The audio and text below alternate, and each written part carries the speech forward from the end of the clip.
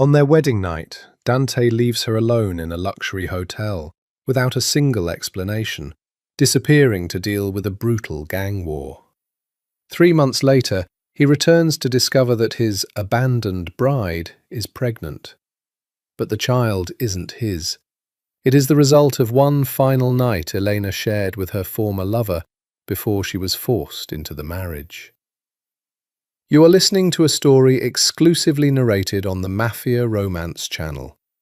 Relax and step into the world of love stories filled with mystery, emotions, and passion. Don't forget to like, subscribe to the channel, and leave a comment to support us. The rain hit the windows of the Marchetti house like knuckles on a door that no one wanted to answer, and Elena stood at the top of the staircase in her mother's old silk robe, listening to men argue about her life as if she weren't standing close enough to hear every word of it. "You don't understand what you're asking of me, Sal." That was Vincent Russo's voice, low, funeral parlour calm, the kind of calm that made the hair rise on the back of Elena's neck. Vincent was Dante Russo's uncle and consigliere, a man who smiled at weddings and funerals with the exact same expression. "This isn't a request. 3 years ago, your husband, God rest him, took a loan from my nephew's organization that he never intended to repay. He used our money to buy guns for a war he lost. Men died because of your husband's ambition, Sal. Russo men. That debt didn't die with him. It came to you." "I have money," her father said, and Elena could hear the particular thinness in his voice, the one he used when he was afraid and trying not to show it. "Whatever the interest is, whatever the number is, I'll find it." "It was never about money," Vincent said. "Dante doesn't need your money. He has an empire that touches every dock, every union hall, every casino floor between here and Detroit. What he doesn't have is the Marchetti name tied cleanly into it. A blood alliance. A marriage seals what money can't. Your daughter for the debt. That is the offer. It is generous, considering what it could have been instead." Elena's stomach dropped through the floor. She had known, in the vague way one knows about weather forecasts for a week that hasn't come yet, that her father's business dealings were rotting somewhere beneath the surface. Salvatore Marchetti ran the smallest of the 5 families that divided Chicago's underworld between them, and everyone in that world had always known the Marchettis punched above their weight and would eventually be made to answer for it. Elena had simply never imagined that the answer would be her. She came down the stairs before she could talk herself out of it, her bare feet silent on the marble, and both men turned. Her father's face went the colour of old paper. Vincent Russo's did not change at all. He only looked at her the way a jeweller looks at a stone he is deciding whether to buy, turning her over in the light of his mind, checking for flaws. "Elena." Her father moved as if to block her, as if there were anything left to hide. "Go back upstairs." "No," she said, and was proud of how steady her voice came out, though her hands, hidden in the folds of the robe, were shaking. "I want to hear the rest of it, since apparently it concerns me." Vincent's mouth curved, not quite to smile. "She has spine. Good. Dante won't want a wife who folds at the first hard word." He looked to Salvatore. 3 days, Sal. The wedding will be at Santa Maria del Popolo, the reception at the peninsula. Dante will handle the arrangements. You need only deliver the bride. I'd advise you not to make him wait longer than necessary. He isn't a patient man, and this is the only mercy he's offering. After the door closed behind him, after the black car pulled away down the wet street, Salvatore Marchetti sat down at his own kitchen table, and put his face in his hands. And Elena stood in the doorway watching her father, a man she had feared and loved, and never once seen cry, shake with something that might have been grief or might have been simple animal terror. "Papa," she said quietly, "tell me it's a bluff. Tell me there's another way." "There's no other way." He didn't look up. Dante Lusso could have taken this house. He could have taken the business, the men, everything I've built, and left you with nothing. And no one in this city would have said a word against him for it.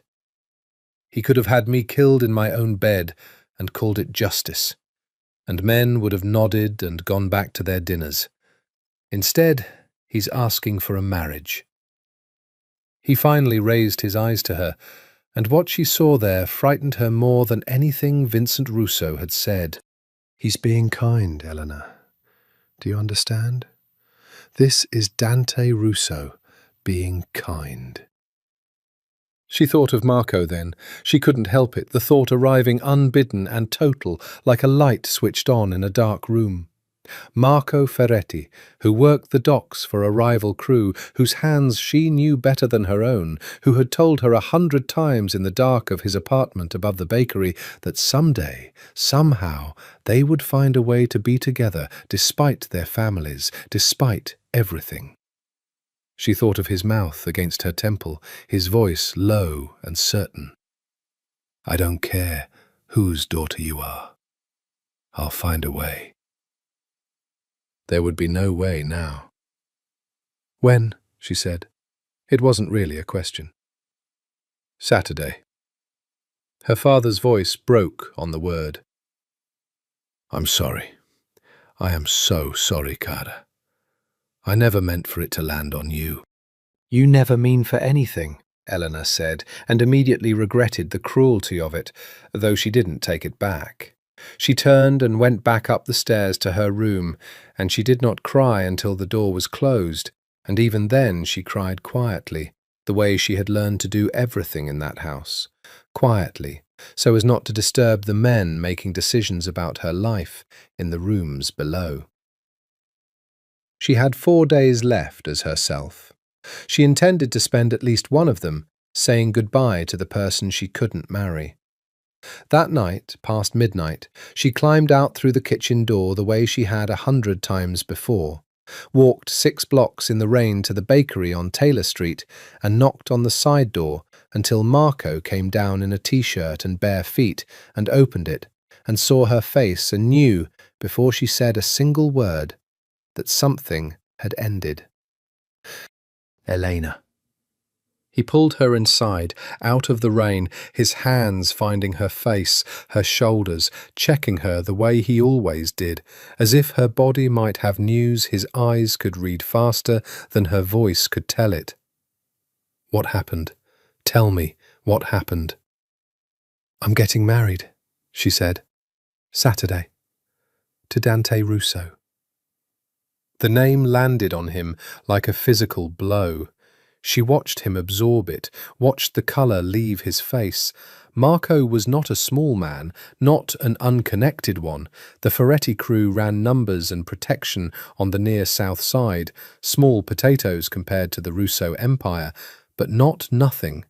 And even he flinched at the name the way everyone in that city flinched at it, the way you'd flinch from a name that belonged less to a man than to a kind of weather system, an unavoidable force that reorganized whatever it touched.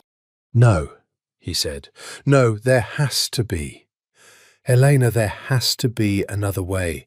I'll talk to your father. I'll talk to my father. We'll figure out—" "There's no figuring out a blood debt, Marco." She was crying now, openly, and she let herself, because there was no one here to perform strength for. "My father owes him for the war 3 years ago.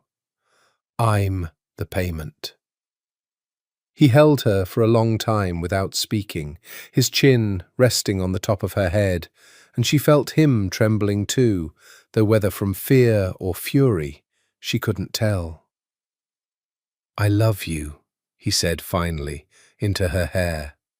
Whatever happens after Saturday, I need you to know that whatever they make you become, whatever name they put on you, I love you. And that isn't going to change because a priest says some words over you. She should have said no. She should have walked home and locked her door and prepared herself the way a soldier prepares for a battle she cannot win but must survive. Instead, she stayed the night in his narrow bed above the bakery that smelled permanently of yeast and sugar, and let him love her one last time, as if loving him enough might undo what was coming, might rewrite the debt in some other currency entirely. It didn't. Of course it didn't. But she didn't know yet what that single night would cost either of them. Didn't know that some debts, once incurred, come due whether or not you're ready to pay them, and that this one would take 3 months to announce itself, and would nearly cost her everything when it did.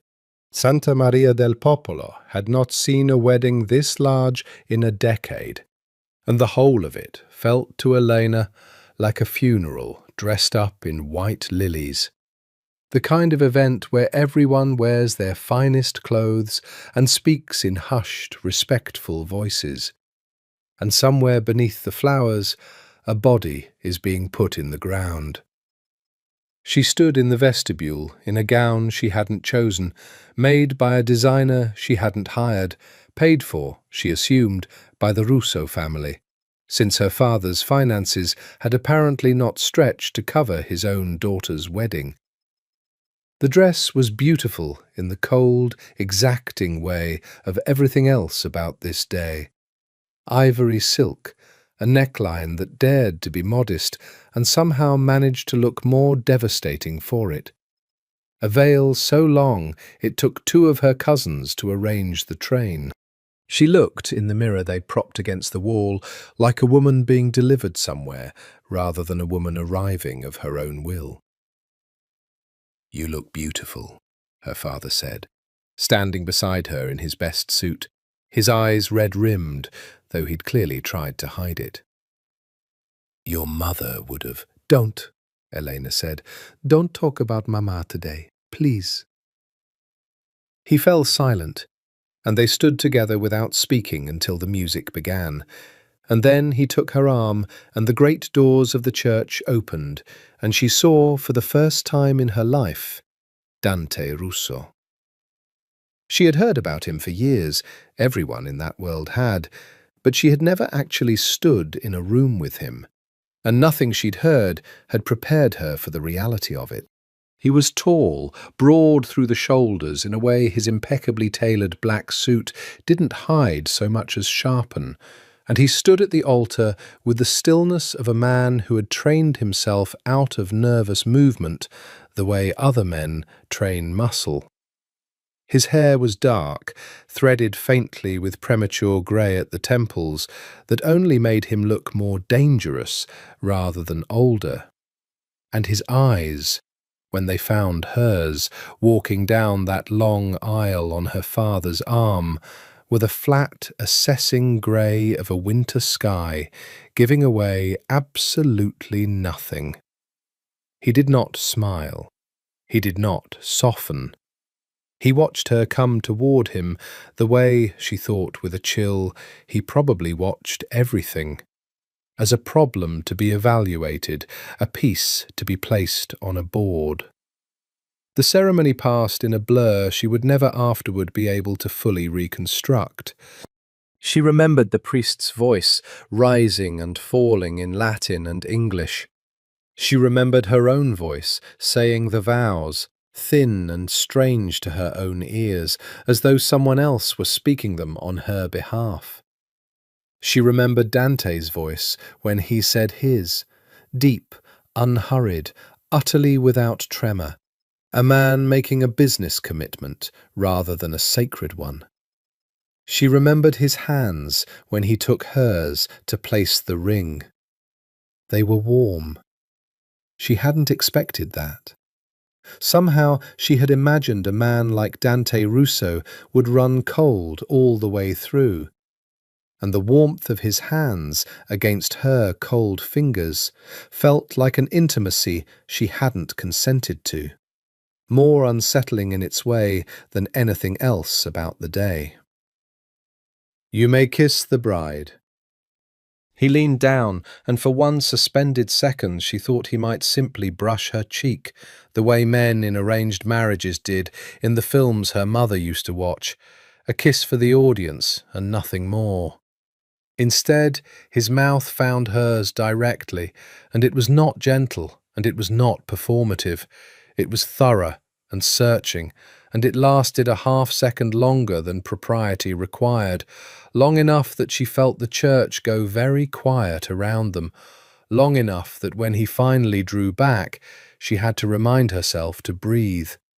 His eyes, so close to hers, gave her nothing to read, but something had passed between them in that kiss that she couldn't name and didn't like, a current, low and electric, entirely against her will.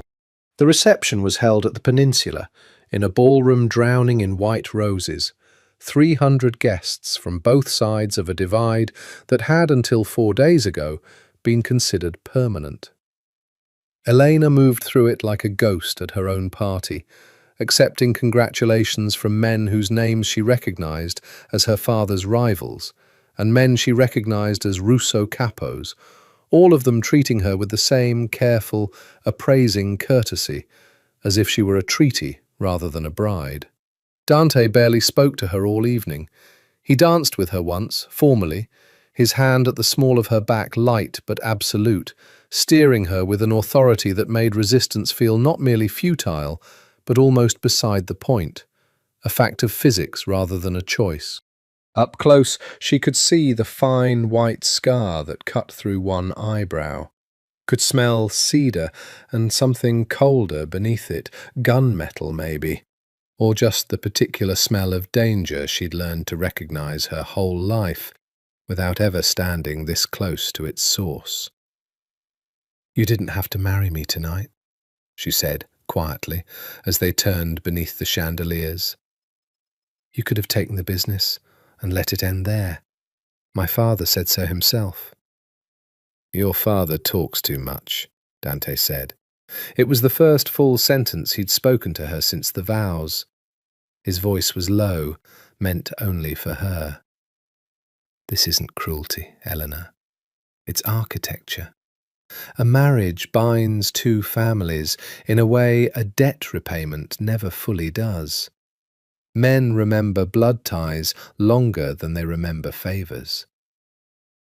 So I'm architecture."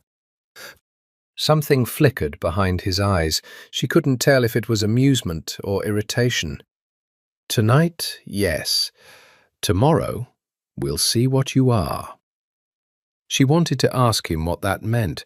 She wanted to ask him 100 things. Why his uncle had negotiated the marriage and not him. Why he'd looked at her the entire ceremony like a man doing arithmetic. Why his mouth on hers had felt like something other than a formality.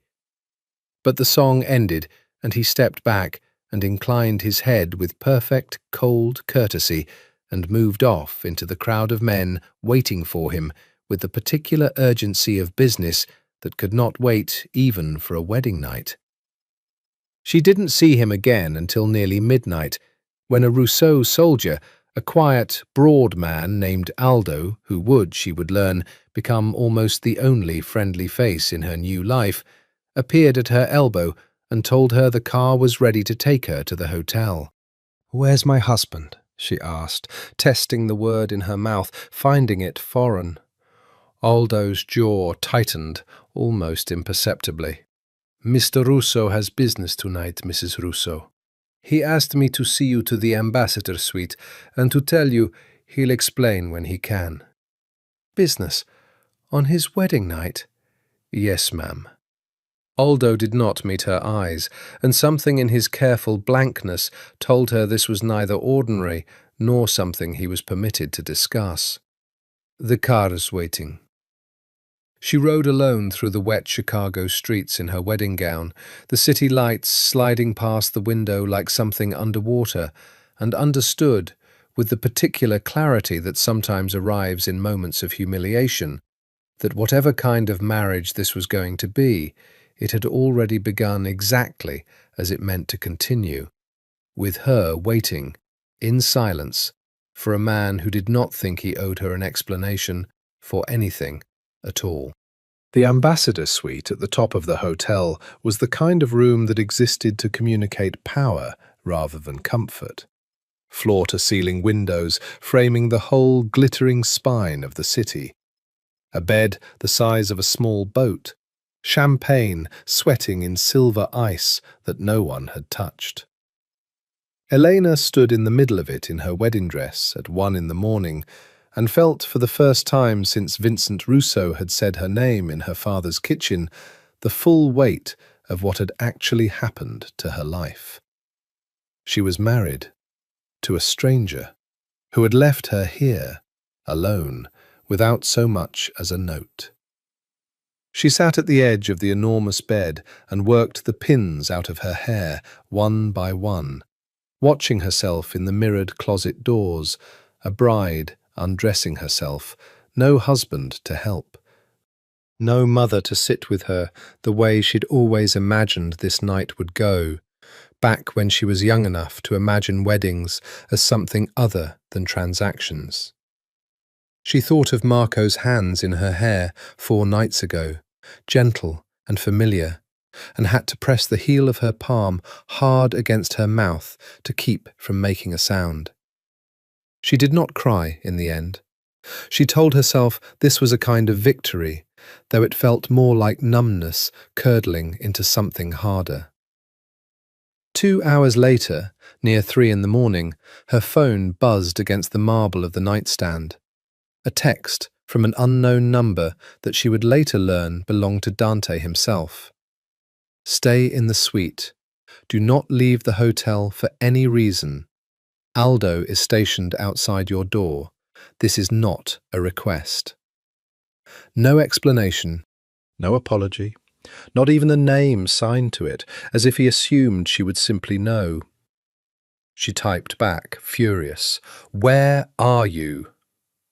The reply took 20 minutes to arrive. "Somewhere you can't be tonight. I'll explain when I can. Lock the door."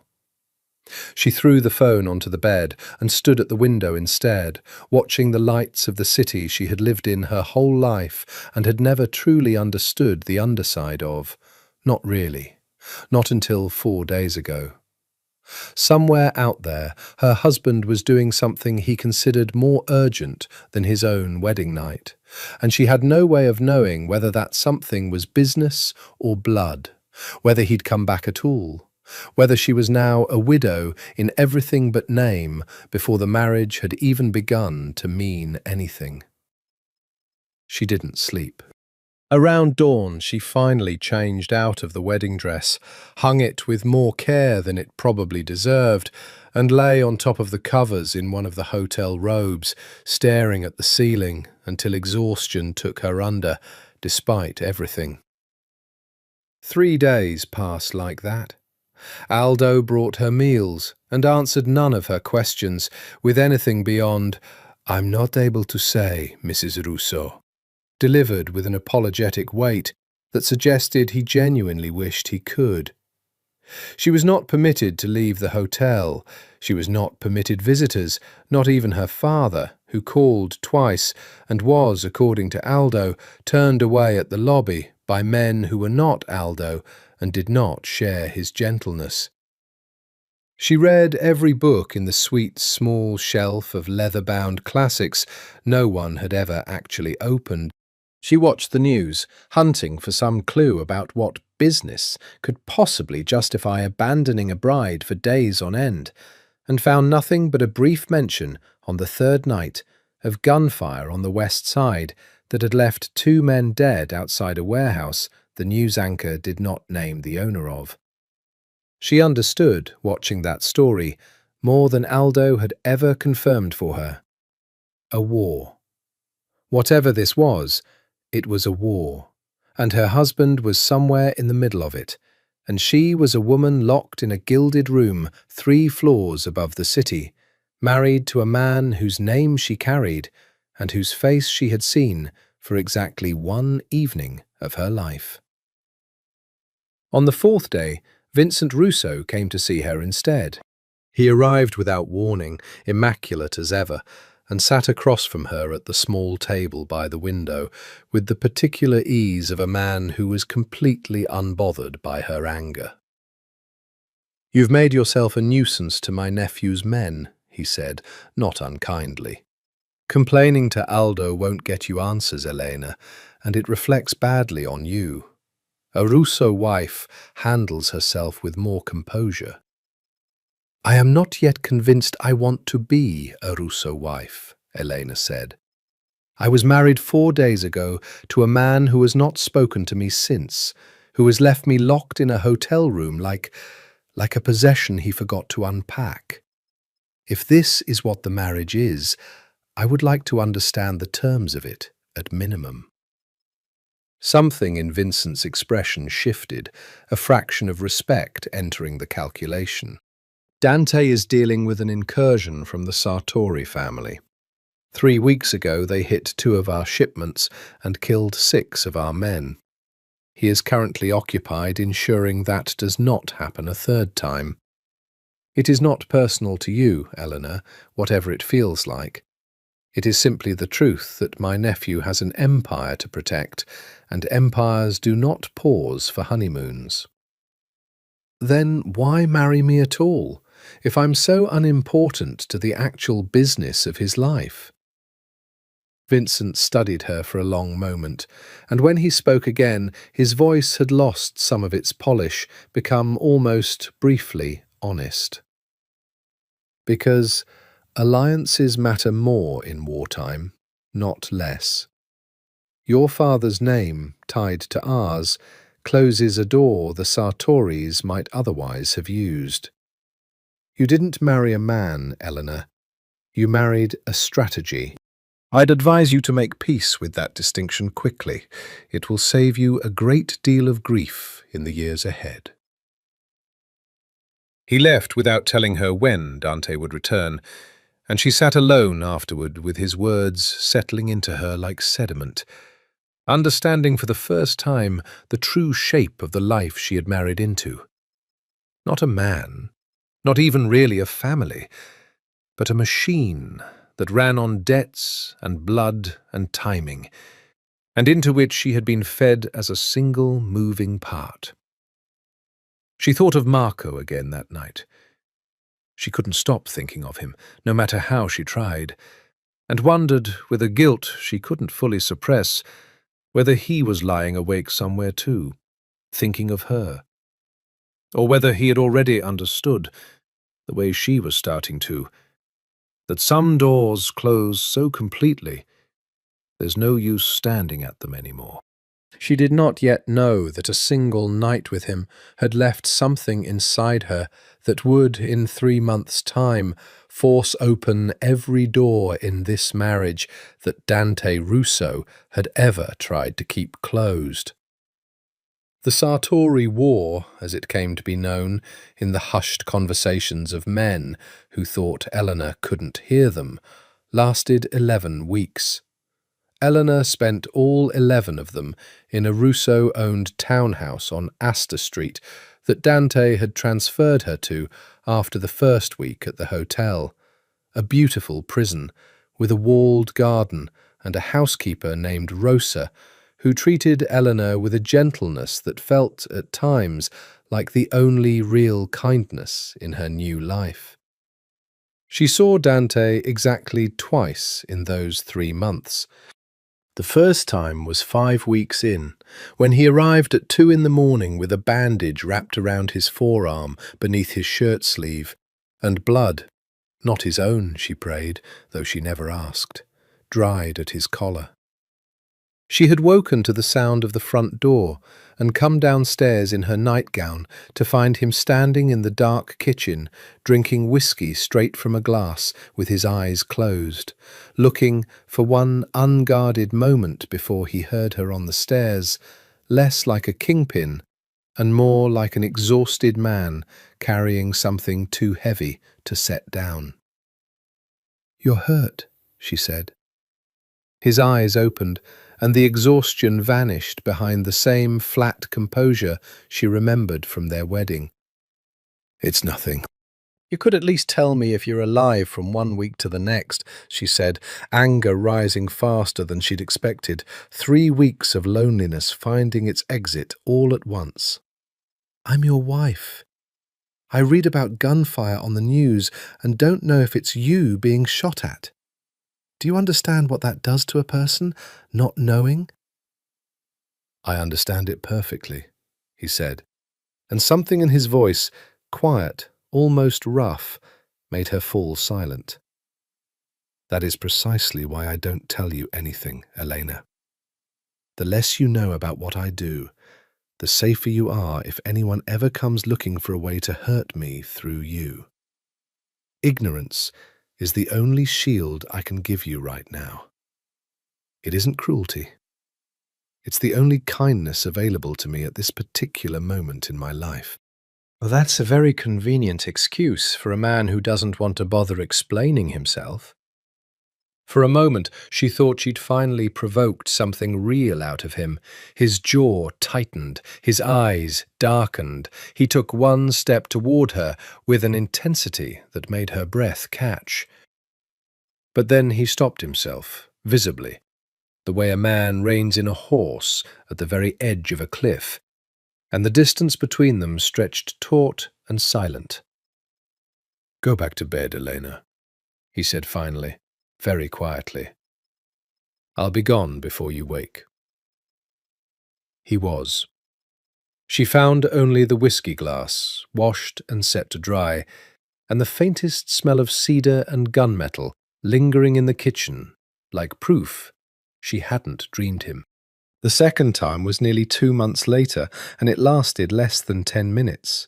He came to collect papers from the study, spoke perhaps 6 sentences to her in total, and left again before she'd even fully processed that he was in the house. But in those 10 minutes, she noticed things she hadn't let herself notice before. The way his eyes tracked her across the room, even while his hands were occupied with the papers, quick and assessing, and somehow hungrier than his voice ever let on. The fact that he'd had Rosa hired specifically for Elena's comfort, a detail Rosa let slip without meaning to when she mentioned that Mr. Russo had personally interviewed her before the wedding even took place, asking pointed questions about whether she'd be kind.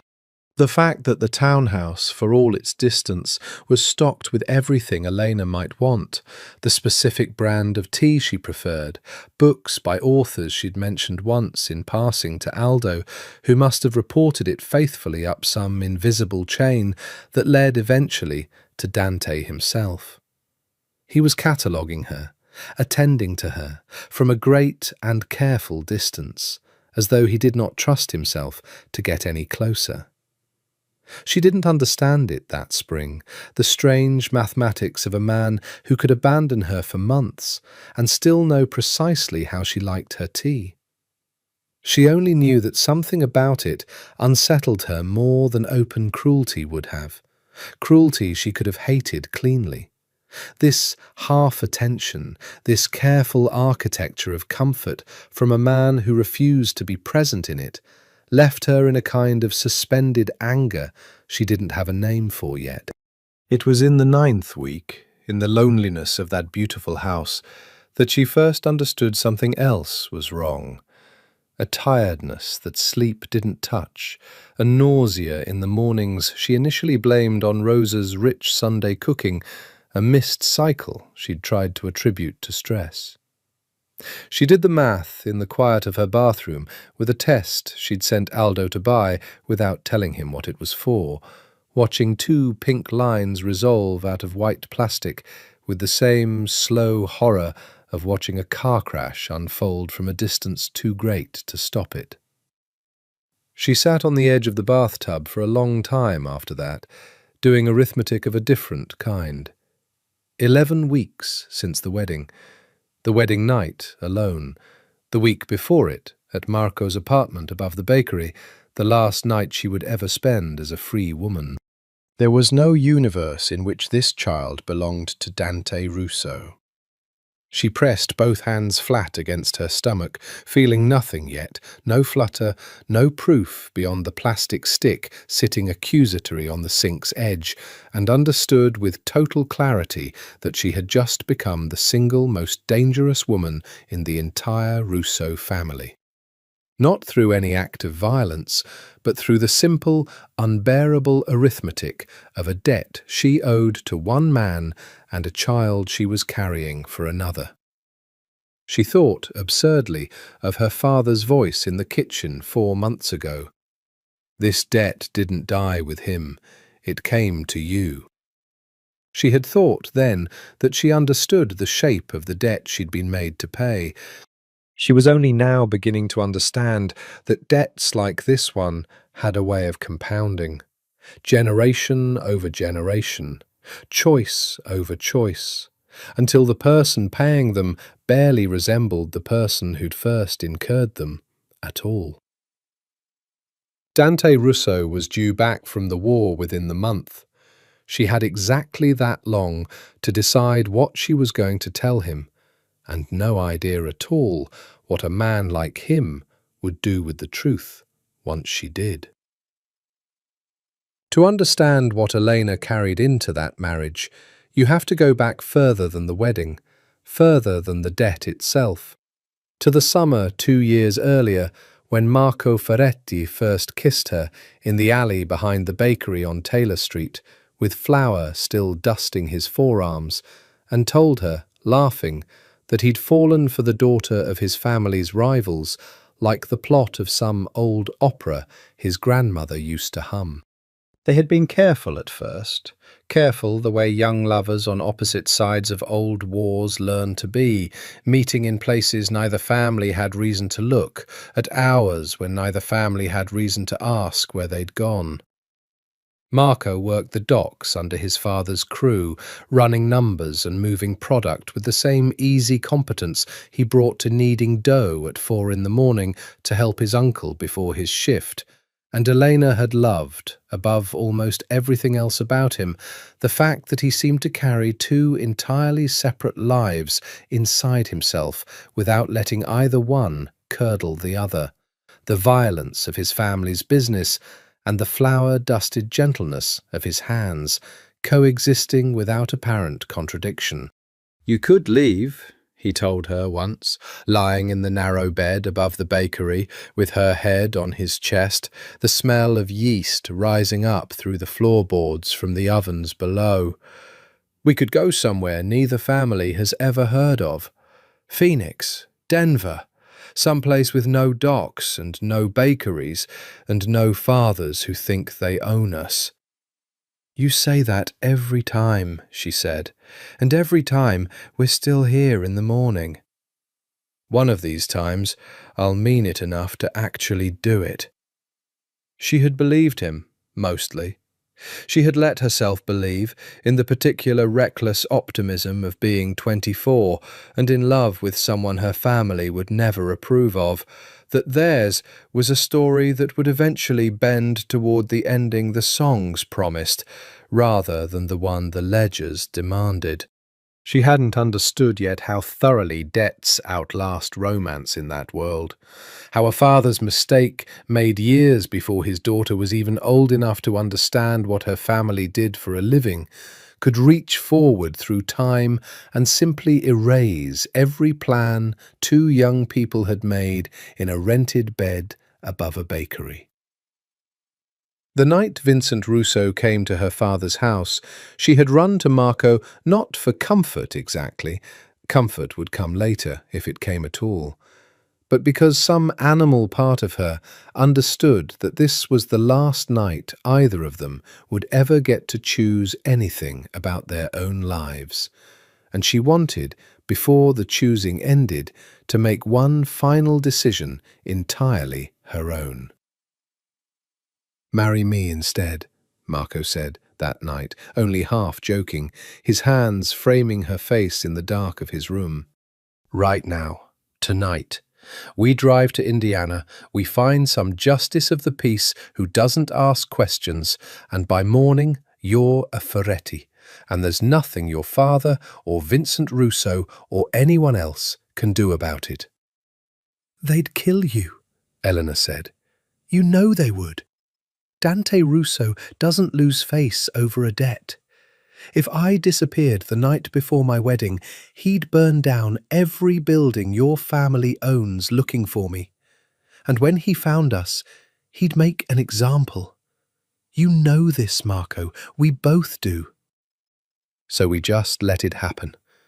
We let them hand you to him like property. Like you're nothing but the interest on a loan."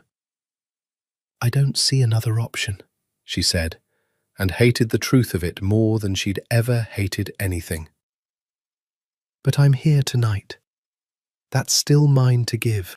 Whatever happens after this, tonight is still ours." He had held her like a man memorizing something he knew he was about to lose, and she had let herself be memorized, let herself memorize him in turn. The particular warmth of his skin, the low murmur of his voice, reciting half-remembered fragments of the poetry his mother used to read him as a boy.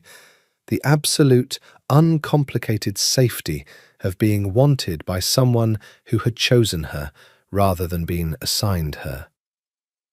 She would carry the memory of that night for the rest of her life, regardless of what came after, and in the months ahead, locked in a beautiful house on Astor Street with a husband who wouldn't speak to her, she would return to it again and again. Not with regret, though she sometimes tried to manufacture the regret she thought she was supposed to feel, but with a kind of fierce private gratitude that at least one night of her adult life had belonged entirely to her own choosing. What she hadn't accounted for, what neither of them had accounted for in the desperate arithmetic of a single stolen night, was that love, unlike loyalty, doesn't always stay contained to the hours in which it's expressed. It has a way of continuing to exist in the world after the two people who made it have been separated by forces greater than either of them, taking up residence in places neither of them intended, waiting to announce itself on its own schedule rather than theirs. 3 days after that night, she married Dante Russo, in a church full of flowers neither she nor Marco had chosen.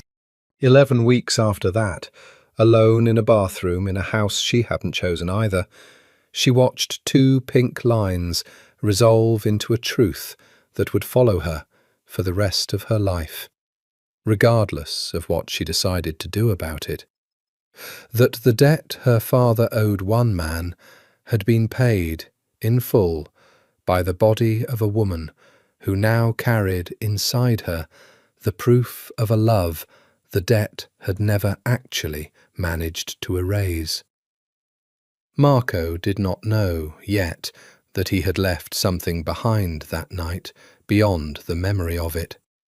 Elena would have to decide in the weeks before her husband returned from his war whether he ever would. Dante Russo came home on a Tuesday in late October, unannounced, at 4 in the afternoon, and the first thing Elena heard was Rosa's small gasp from the front hall, and the first thing she felt was her own heart trying to climb up out of her chest. She had rehearsed this moment 100 different ways in the 3 months of his absence, had imagined confessing immediately, had imagined saying nothing at all and letting the growing evidence of her body speak for her, had imagined running, though she knew with total clarity there was nowhere in this city or any other where a Russo wife could disappear without being found. In the end, standing at the top of the stairs in a loose dress that did nothing to hide the small but undeniable curve that had appeared over the last several weeks, she simply watched him walk through the front door and felt every rehearsed version of this scene abandon her at once. He looked different than she remembered, leaner, harder, a new scar bisecting his jaw that hadn't been there at the wedding, his eyes carrying the particular exhausted weight of a man who had spent 3 months making decisions that cost other men their lives. For one unguarded second, looking up and seeing her at the top of the stairs, something in his face opened. Relief, she thought, or something close to it, an expression she wouldn't have believed him capable of if she hadn't seen it flicker and then vanish in the space of a single breath. Then his eyes moved down to the curve of her body beneath the dress, and everything in his face closed like a door slamming in a high wind. The silence that followed lasted so long that Rosa, visibly uncomfortable, excused herself toward the kitchen with a murmured excuse about supper, leaving husband and wife alone in the front hall, with 3 months and one impossible fact stretched taut between them. "How far along?" Dante said finally. His voice had gone very quiet, very controlled, in a specific way she now understood meant he was holding something enormous in check. "Almost 3 months." She watched him do the arithmetic, watched it land, watched his jaw work once before he mastered it. "The wedding night," he said. "I was gone the entire wedding night. We have never—" He stopped himself, and something raw broke briefly through the control, quickly suppressed. "Whose is it, Elena?" There was no version of this conversation where she could lie to him. Not really. The math was too simple, the timeline too exposed, and some part of her, exhausted after 3 months of silence and abandonment, found she didn't even want to try. "His name is Marco," she said.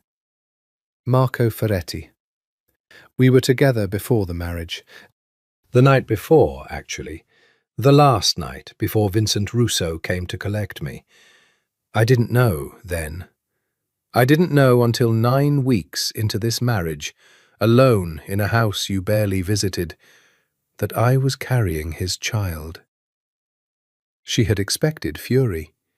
She had, in her worst imaginings, expected violence, had heard enough about men like Dante Russo, about honor and blood, and the particular unforgiveness of a world that valued lineage above almost everything else, to expect that this confession might be the last thing she ever said to him as a free woman, or possibly the last thing she ever said at all.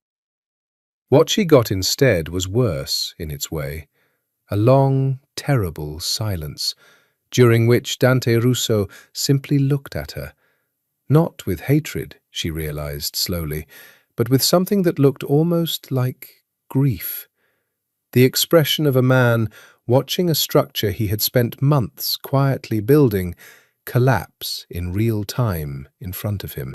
"Ferretti," he said finally, "the son of Enzo Ferretti.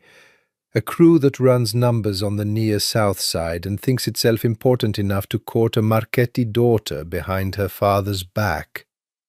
"Don't," Elena said, surprising herself with the steel in her own voice. "Don't you dare reduce him to a line item. He loved me before your family ever decided I was worth anything to you. He still does, as far as I know. What we did before I belonged to anyone else. I won't apologize for a night that happened before I ever said your name in a church." "You belong to the Russo name now," Dante said, and his voice had gone flat and dangerous in a way she hadn't heard from him before, not even in the kitchen with blood on his collar. "Whatever happened before that ring went on your finger is irrelevant to what happens now that it has. Do you understand what this means, Eleanor? Do you understand what it looks like to every family in this city if it becomes known that Dante Russo's wife is carrying another man's child 3 months into their marriage? I didn't marry you for love. I told you that on our wedding night. This was architecture, alliance, strategy. But even a marriage of convenience has terms, and those terms did not include you delivering a rival's child into my house for me to raise as my own. I never asked you to raise it as your own, Elena said, tears finally breaking through the composure she'd been holding since she heard the front door. I never asked you for anything, Dante. You left me alone on my wedding night without a word of explanation and disappeared for 3 months into a war I wasn't allowed to know anything about. You built me a beautiful cage and hired a woman to be kind to me inside it and called that a marriage. What did you expect to happen, leaving a person that alone for that long? For a long moment, neither of them spoke. Somewhere in the kitchen, Rosa was pretending very hard not to be listening, the clatter of pans a fraction too loud, too deliberate. I expected you to wait, Dante said finally, quietly, and there was something in the admission that sounded almost like the truth cracking open beneath everything else. I know that isn't fair. I know I gave you every reason not to. But I expected it anyway, and finding out I was wrong. He stopped himself again, visibly reining in something he hadn't intended to say at all. Finding out you were wrong? What? Elena pressed, something in her desperate to hear the rest of that sentence. But he had already recovered himself, the mask sliding back into place with the practiced ease of a man who had spent his entire adult life learning never to let anyone see him unguarded twice in the same conversation. I need to think, he said instead, about what this means, about what has to happen next. Stay in the house, Elena. I'll send word when I've decided. He left the way he always left, abruptly, without warning, the front door closing behind him with a finality that made the whole house seem to hold its breath. Elena sat down on the bottom stair, both hands pressed to the small, undeniable curve of her stomach, and understood that whatever came next, she had just handed Dante Russo the single greatest weapon anyone had ever held against her. And there was nothing left to do now but wait and see what he decided to do with it. He did not decide quickly. 3 days passed in which Dante did not return to the house, and Elena heard nothing except through Rosa, who reported in a careful, sideways manner, never quite saying she'd overheard anything, though it was clear she had, that Mr. Russo had been closeted with his uncle and his capos at the family's offices on Rush Street from morning until well past midnight each day. On the 4th day, Vincent Russo came to the house alone. He found Elena in the walled garden behind the townhouse, sitting on the stone bench beneath the bare autumn trees with a shawl around her shoulders, and he sat down across from her on the garden's second bench, with none of his usual composed detachment. For the first time since she'd met him, he looked, if not sympathetic, at least genuinely troubled. "You understand the position you've put my nephew in," he said without preamble. "I understand the position I was put in by 2 families who traded me like currency," Elena said. "I understand it very well, Vincent. I'd like to hear the position I've put Dante in, though, if you're determined to lecture me about it." Vincent's mouth twitched, something that might have been reluctant respect. A man in Dante's position cannot be seen to raise another man's child as his heir, not because he lacks the heart for it, My nephew has more heart than he lets anyone see, more than is good for him in this line of work, frankly. But because the entire architecture of respect he commands depends on an appearance of absolute control. If it becomes known that his wife carried a rival's child within months of their marriage, and he simply absorbed it, folded it into his household as though nothing had happened, every man who currently fears crossing him will begin, quietly, to wonder what else he might absorb without consequence. Respect in our world is built on the belief that offences against a man's honour are always answered. An unanswered offence is read as weakness, and weakness gets men killed, Elena. Not metaphorically, actually. So what is he going to do? Answer the offence? That is what he's deciding, Vincent said. There are precedents. Some men in his position would set the wife aside entirely, annul the marriage, return her to her father's house in disgrace, and consider the debt paid in a different currency, humiliation rather than blood. It would satisfy honour without requiring violence.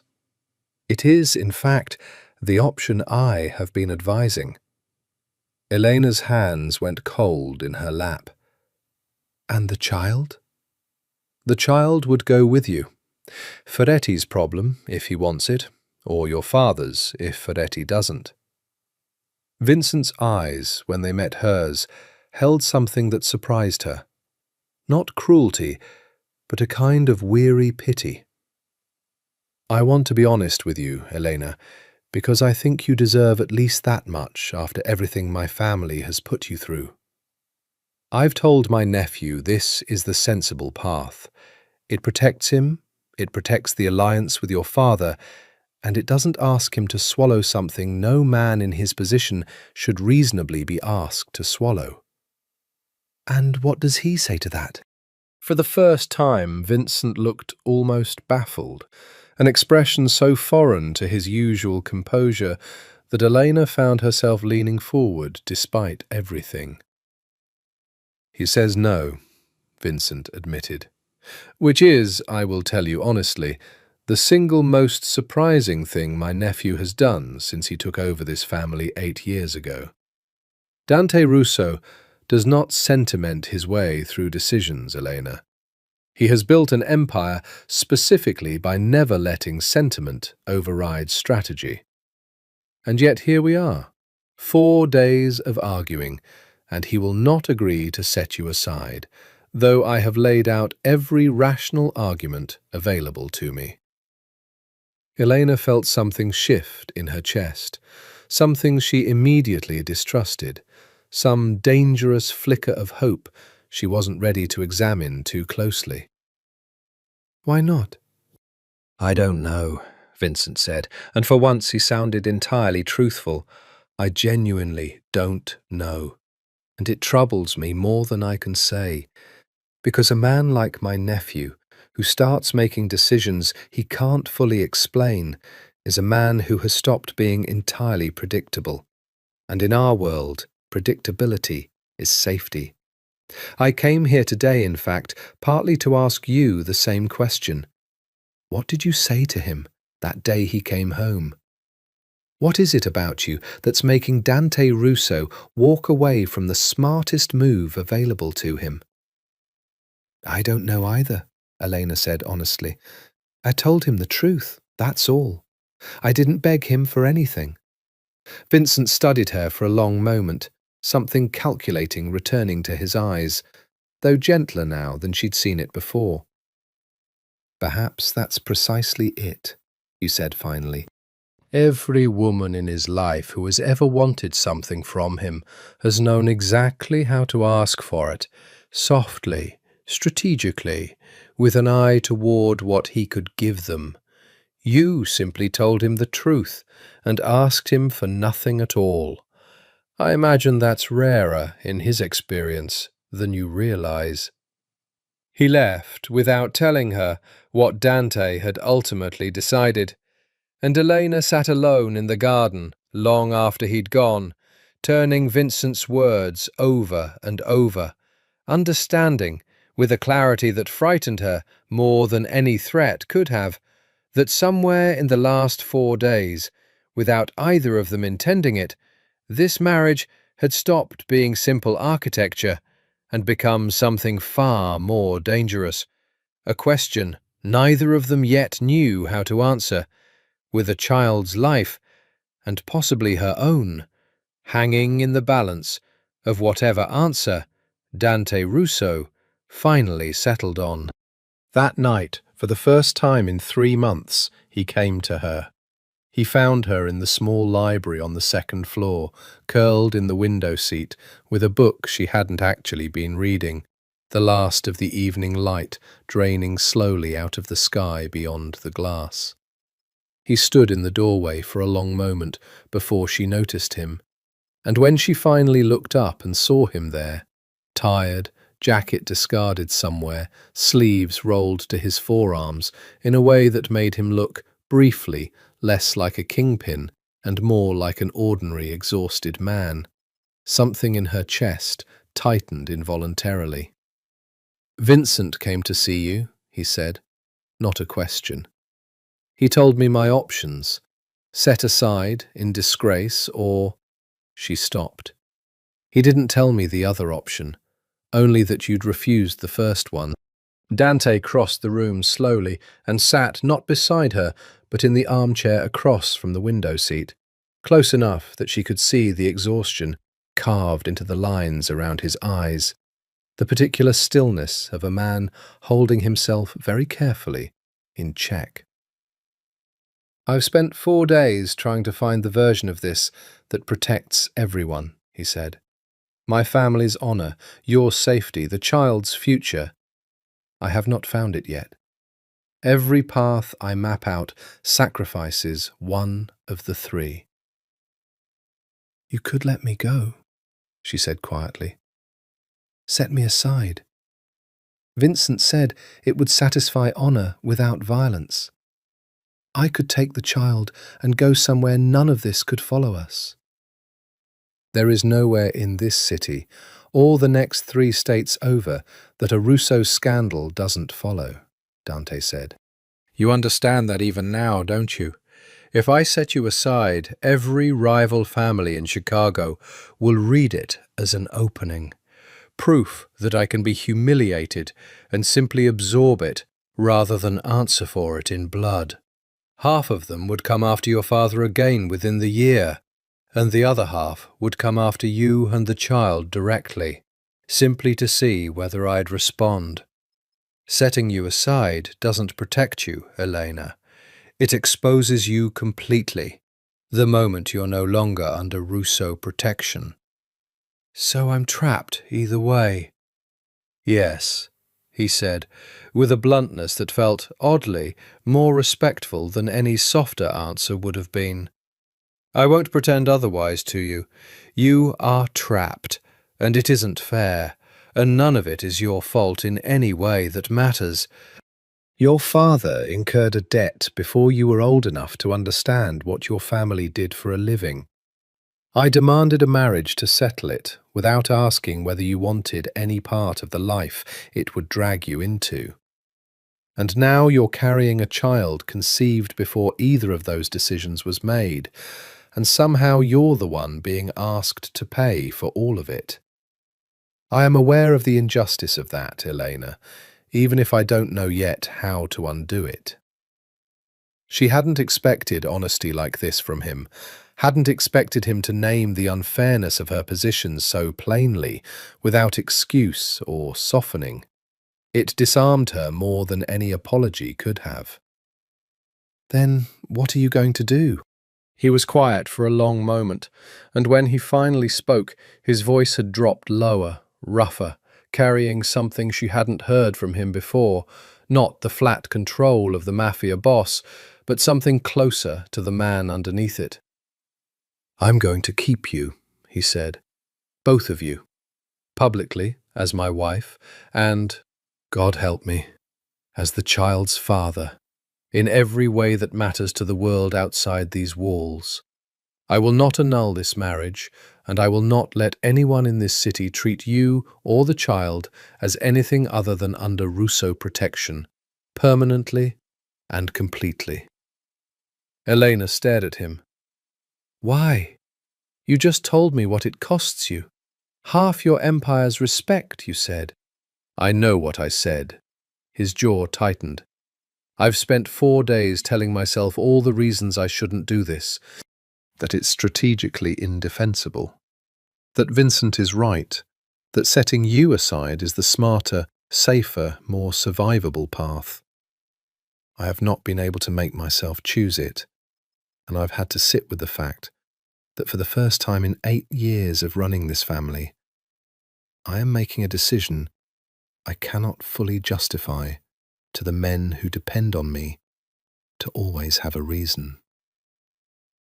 "And why?"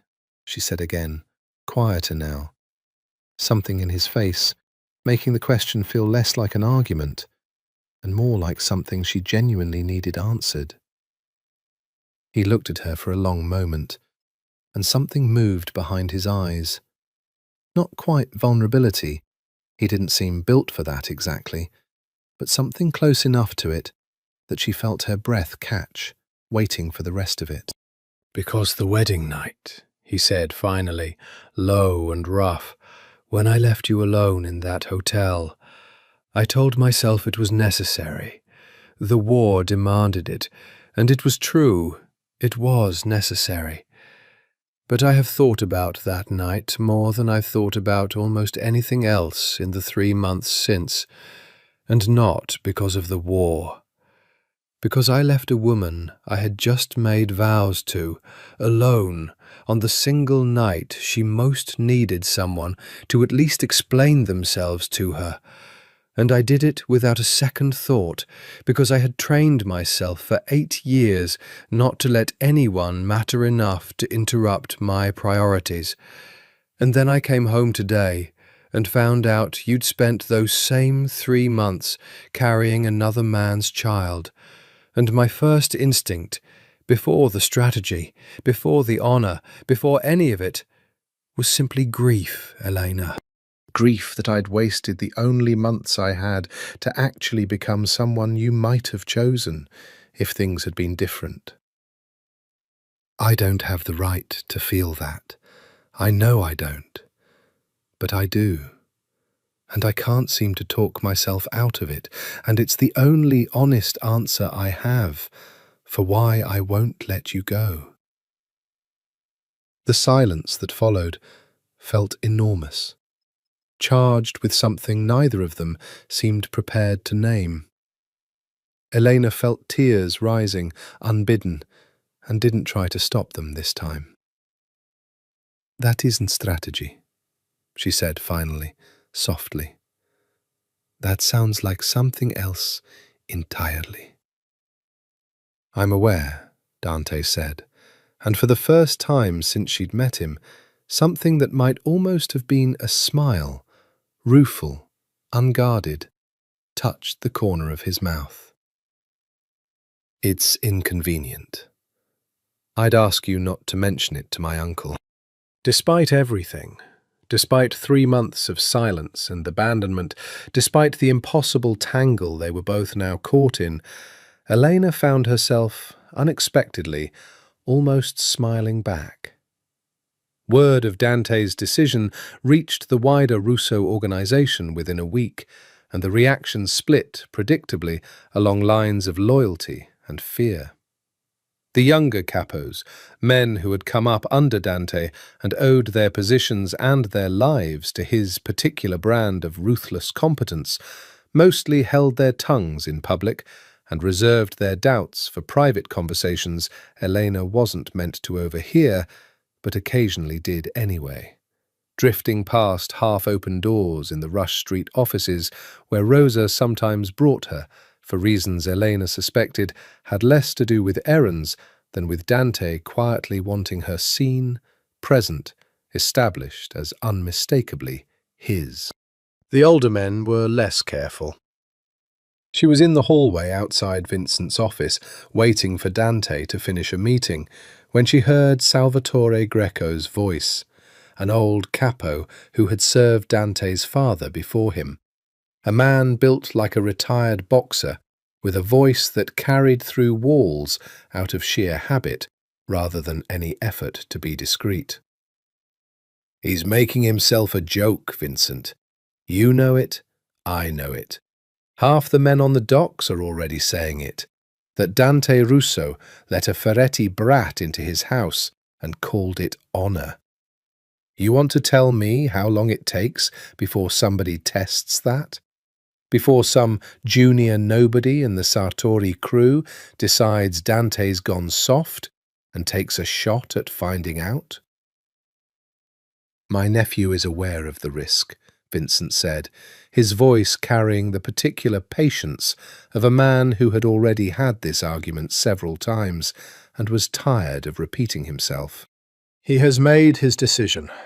Your job, Sal, and mine, is to make sure the men fall in line behind it, not to keep relitigating whether it was the right one." "My job is to keep him alive," Greco snapped. "And a boss the men don't fully respect anymore is a boss who gets killed by his own people before any rival even has to lift a finger. You've seen it happen. I've seen it happen. Respect is the only currency that actually matters in this business. And Dante's spending his awfully fast on a woman he barely knows." Eleanor stepped back from the door before either man noticed her, her heart hammering, and found Aldo waiting a little further down the hall, his expression carefully neutral in the way she'd come to recognize as his particular skill. The ability to have heard everything and to reveal absolutely nothing about what he thought of it. "Is it true?" she asked him quietly, once they were out of easy earshot. "What Greco said? Are the men really losing respect for him because of me?" Aldo considered the question with more care than she expected. "Some of them, maybe," he admitted finally. "The old guard especially. Men who came up believing honour only ever looks one way. But you should know something else too, Mrs. Russo, if it helps any. There's another kind of respect building right alongside the doubt. Men who watch Mr. Russo make a hard call and stick with it anyway, even when it costs him. Some of them start to trust him more for it, not less. A boss who only ever does the safe thing is predictable, sure, but predictable men get outmaneuvered eventually too. A boss willing to absorb real cost for something he believes in, that's harder to plan against, harder to buy off. I've seen men switch loyalty over less." It was, Elena thought, the longest speech she'd ever heard Aldo give, and she filed it away carefully, grateful for whatever scrap of reassurance it offered against the churning anxiety Greco's words had left behind.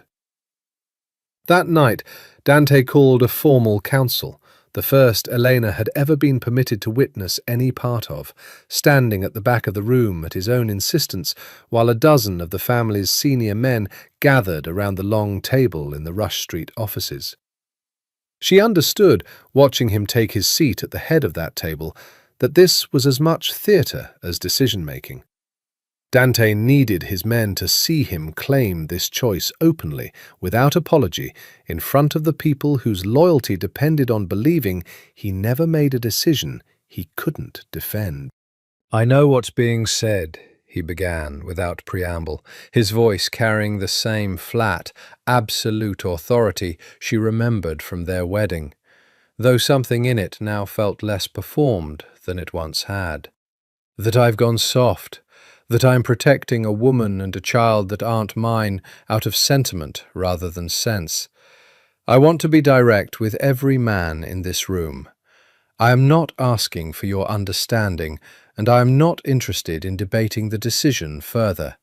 My wife remains my wife. The child she carries will be raised under Rousseau protection, will bear the Rousseau name, and will be treated by every man in this organization with the same respect owed to any child of mine. Anyone who has a problem with that is welcome to bring it to me directly, rather than muttering about it in hallways where they think I can't hear them. The silence that followed was absolute. Elena watched Greco's jaw work, watched him decide, visibly, not to be the man who tested that invitation in front of the entire table. "Some of you are wondering what this costs us," Dante continued. "So let me be equally direct about that. It costs us the appearance of a certain kind of strength, the kind that comes from never bending, never absorbing an insult, always answering every offence in blood.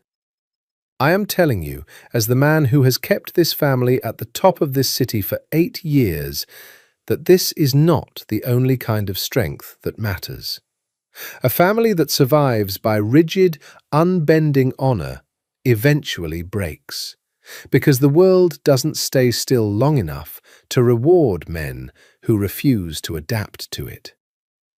I am adapting. I expect every man in this room to adapt alongside me, or to find another family whose rules suit him better. That door is open tonight. It will not stay open indefinitely." No one moved. No one spoke. And when the meeting ended and the men filed out, Elena caught in more than one face something that looked less like doubt now and more like the particular respect Aldo had described, grudging maybe, uncertain in places, but real. Dante found her afterward in the hallway, and for a long moment neither of them spoke. "You didn't have to do that in front of everyone," she said finally. "You could have simply told them privately." "They needed to see it," he said, "not hear about it second-hand.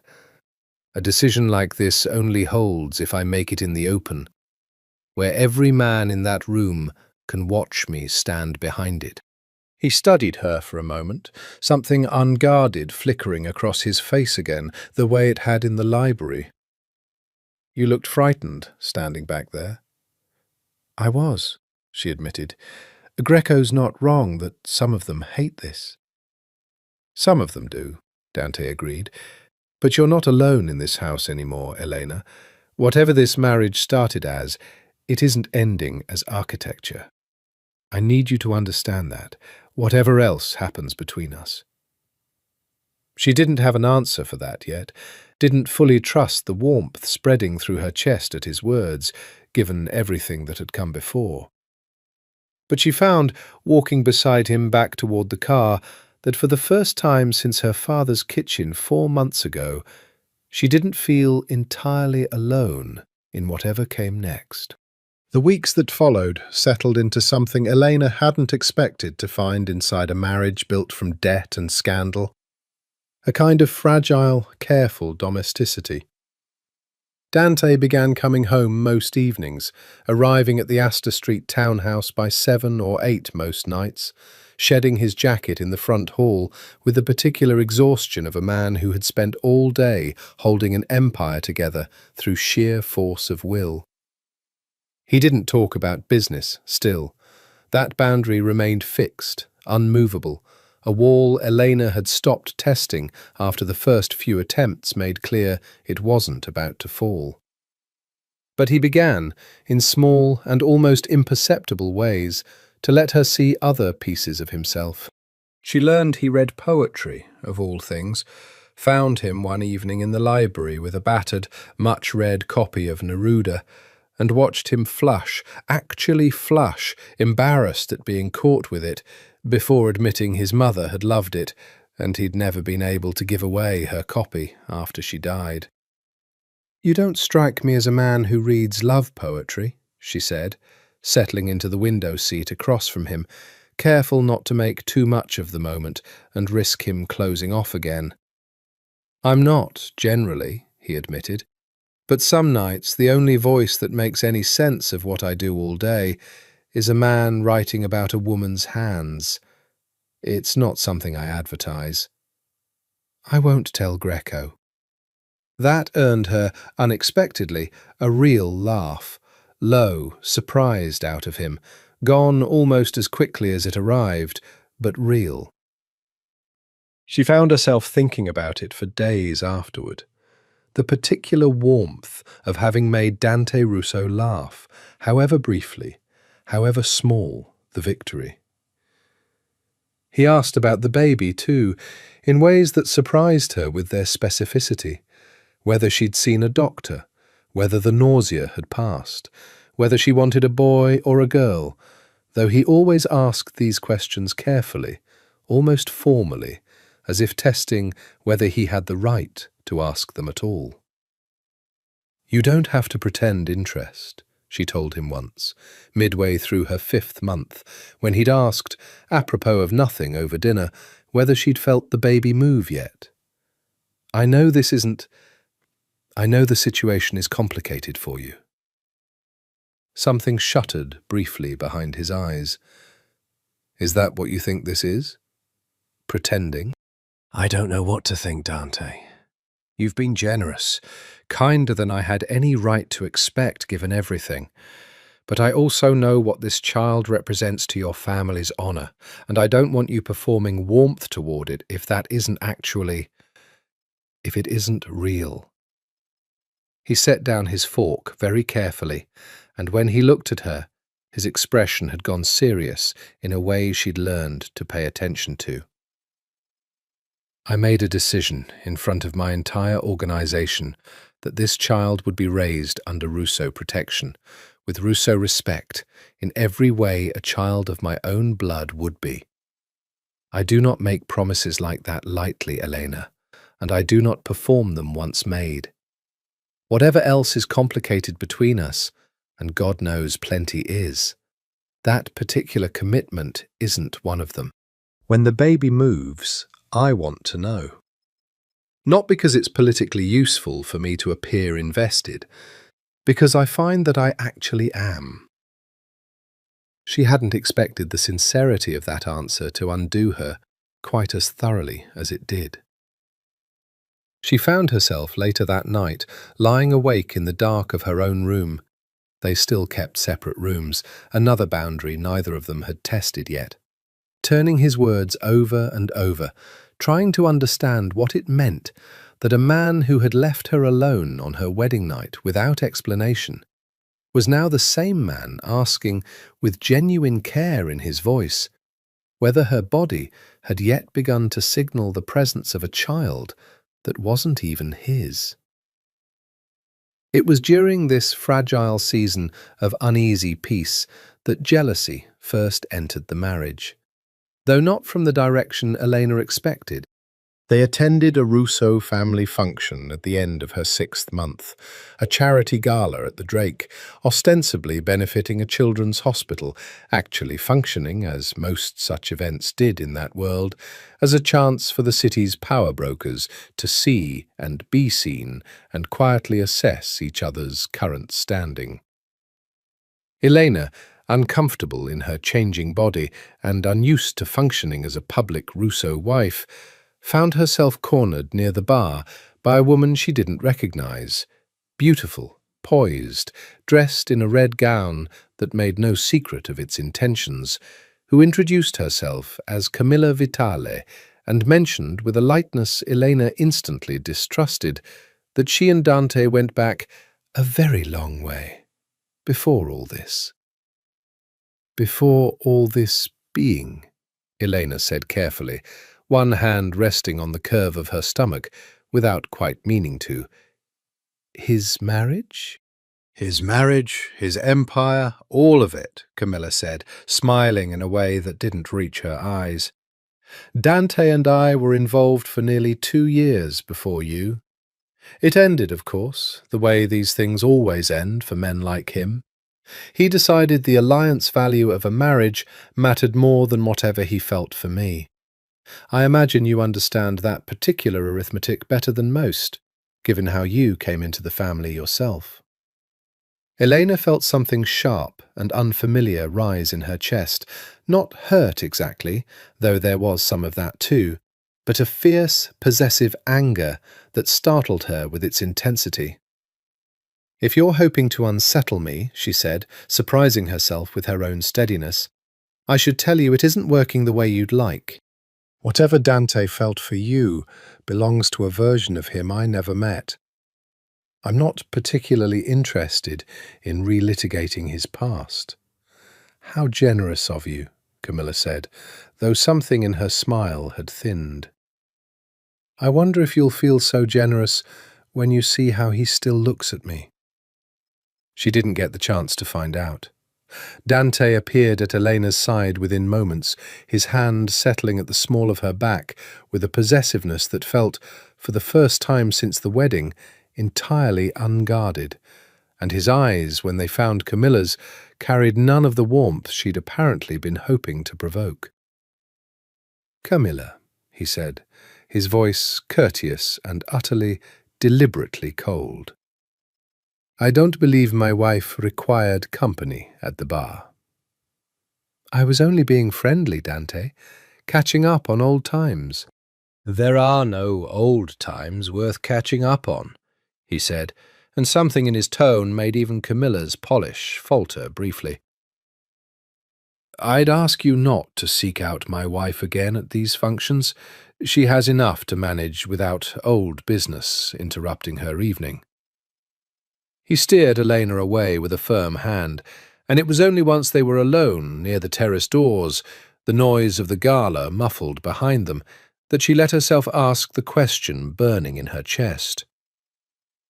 "Was she telling the truth about the two of you?" "We were involved, yes. Before the marriage. It ended before Vincent ever came to your father's house. It had nothing to do with you." He studied her face carefully. "Does it trouble you?" "I don't know why it should," Elena said honestly. "This isn't that kind of marriage. Or it wasn't supposed to be."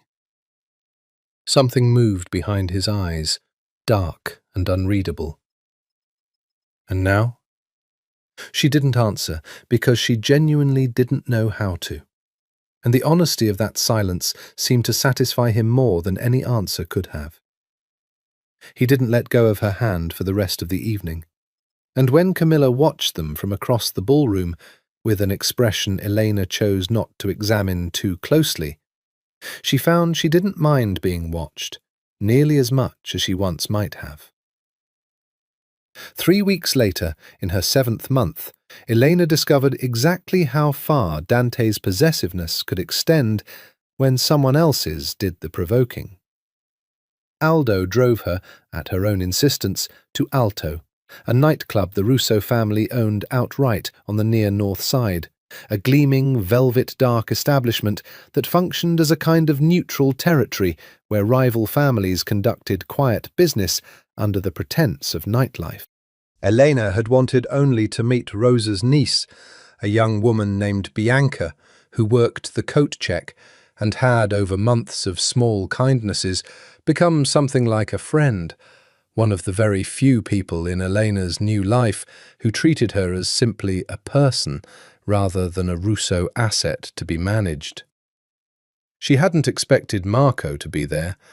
She saw him before he saw her, recognized the set of his shoulders across the crowded floor before she recognized his face, and felt her whole body go rigid with a shock that had nothing to do with fear and everything to do with the sudden, vertiginous collision of two entirely separate lives she had never expected to occupy the same room again.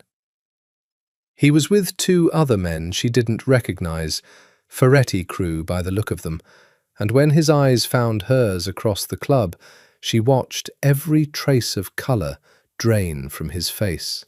He crossed the floor before she could decide whether to flee, and up close she could see how much the last 7 months had changed him too.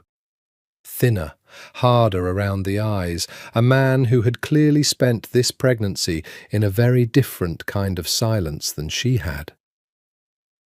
Elena. His voice cracked slightly on her name. God, I heard. Everyone's heard by now what happened. That you're...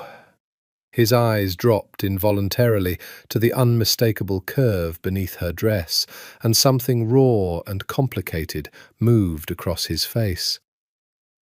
Is it? Yes, she said quietly, before he could finish the question in a room full of people who absolutely could not overhear the answer to it. Marco, you can't be here. If anyone sees us talking... I don't care who sees, he said, and there was a recklessness in his voice that frightened her more than anything Dante had ever said or done. I've spent 7 months hearing that you were locked in some Rousseau mansion, that he'd abandoned you, that he might set you aside in disgrace. I didn't know if you were even safe, Elena. I didn't know if the baby... The baby is fine. I'm fine. She glanced desperately around the club, and it was in that moment that she saw Dante, arriving apparently for reasons of his own business, stopping dead near the entrance as his eyes found her standing close, too close, to a man he clearly recognized on sight. What happened next unfolded with the terrible, silent speed of a car accident. Dante crossed the floor in a handful of strides, and though his face betrayed almost nothing to the crowded room around them, Elena had spent enough months learning the language of his stillness to recognize the fury contained beneath it. Ferretti, he said, and his voice, though quiet, carried an edge that made the 2 nearby men at Marco's table go very still. I don't recall extending an invitation to my club, tonight or any other night. I'm not here for you, Rousseau, Marco said, and Elena felt her stomach drop at the challenge in his voice, a young man's recklessness, unweighed by the 8 years of consequence Dante had spent building his empire. I'm here because I heard my child's mother was pregnant and alone, and no one would tell me whether she was even safe. The word landed in the space between the 3 of them like a dropped glass. My child. Elena watched something in Dante's face go utterly, dangerously still. Careful, Dante said very quietly, about what you claim in a room full of my men, Ferretti. That word carries weight you may not be prepared to pay for. I'll pay whatever it costs to know she's safe, Marco said. You want to threaten me over it, go ahead. I've spent 7 months imagining every possible thing that might have happened to her in your house, and no one from your family had the decency to tell either of us anything. Elena stepped between them before either man could do something the whole club would remember for years. Stop! Both of you. This isn't the place, and it certainly isn't the way. She turned to Marco, her voice low and urgent. I need you to leave, Marco. Please. Not because I don't understand why you're angry, but because nothing good comes from this happening here, in front of everyone. Something in her tone finally seemed to reach him.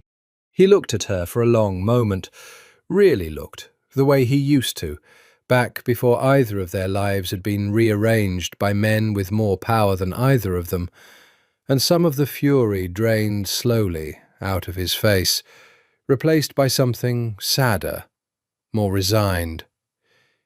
Is he good to you? He asked, quietly enough now that only she and Dante could hear it. Tell me honestly, Elena. Whatever else is true, tell me that much. She felt Dante go very still beside her, waiting, she realized, for her answer with an intensity that surprised her. He is, she said finally, and meant it more than she expected to when the words left her mouth. It isn't simple. Nothing about any of this is simple. But he's been good to me, Marco. And to the baby. I need you to believe that, and let this go, for all our sakes. Marco held her gaze a moment longer, then nodded once, sharply, and turned to go, though he paused at the edge of the crowd and looked back at Dante with something that wasn't quite deference, but wasn't quite defiance either. "If I ever hear otherwise," he said, "I won't be as careful next time about where I say it." Dante didn't respond to the threat at all, and something about his silence, the fact that he let Marco walk away without answering the challenge, told Elena more about the state of things between them than any argument could have. They didn't speak until they were in the car, Aldo driving them home through streets slick with early winter rain, and it was Dante who finally broke the silence, his voice low and rough in the dark of the back seat. "You told him I was good to you." "You are," Elena said simply. "I could have killed him tonight," Dante said, and there was no theatre in it, only a flat, exhausted honesty. "Every instinct I've spent 8 years training told me to. A man claims another man's wife's child in front of my own men in my own club. The old rules say I answer that in blood, immediately, publicly, or I lose every ounce of respect I've spent this whole marriage trying to hold on to. Why didn't you?" He was quiet for a long moment, watching the rain streak down the window rather than looking at her. "Because you asked me not to," he said finally. "Because somewhere in the last 7 months, what you ask of me has started to matter more than what the old rules demand. I don't entirely know what to do with that fact, Eleanor. It terrifies me considerably more than any war with the Sartoris ever did." She reached, without entirely deciding to, and found his hand in the dark of the car, and he let her take it, his fingers closing slowly around hers, with a gentleness that felt, after everything, like the truest thing that had passed between them since the wedding. The Sartori War had ended, officially, in a truce brokered the same week Dante returned home to find Elena pregnant, a truce that had held, mostly, through the autumn and into the depths of winter, punctuated by the kind of uneasy quiet that everyone in that world knew never really meant peace, only a pause between one round of violence and the next. It broke, finally, in the 8th month of Elena's pregnancy, and it broke through her. She was returning from a doctor's appointment, with Aldo driving, the two of them alone in the car on a grey afternoon in late January, when a black sedan pulled alongside them on Lakeshore Drive, and the passenger window rolled down to reveal the barrel of a gun. Aldo reacted before Elena's mind had even finished processing the shape of the threat, swerving hard, throwing the car into a skid that threw Elena against her seatbelt with enough force to knock the breath out of her, gunning the engine down a side street with a speed that made her cry out, one hand instinctively pressed to her stomach, as if she could shield the child inside her through sheer force of will. 2 shots cracked against the car's rear panel before Aldo lost the sedan in a maze of alleys behind the old produce warehouses, and by the time he finally pulled over, both of them shaking, Elena was crying in the passenger seat with a terror that went beyond anything she'd felt, even on her wedding night. "Are you hurt?" Aldo's voice was rougher than she'd ever heard it, his own hands visibly unsteady on the wheel.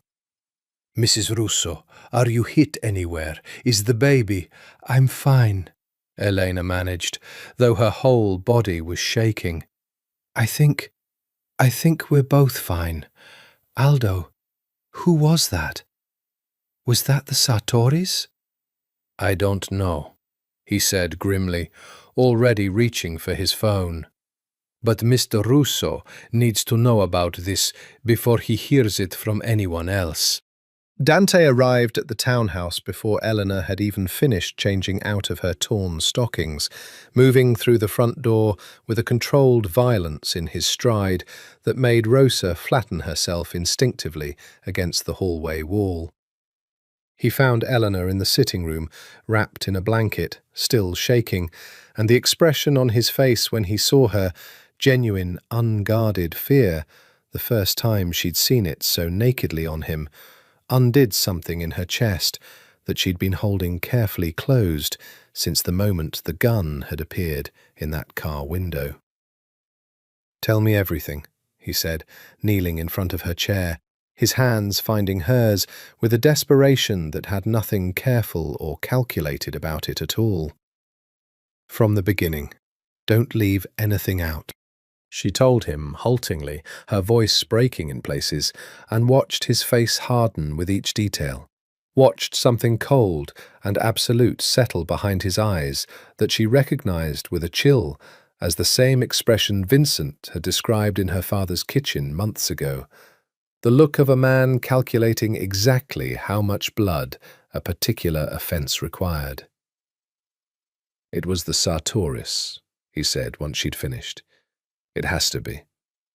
No one else would risk hitting a Russo car on Lakeshore Drive in broad daylight unless they were trying to send the message that superseded every rule of caution."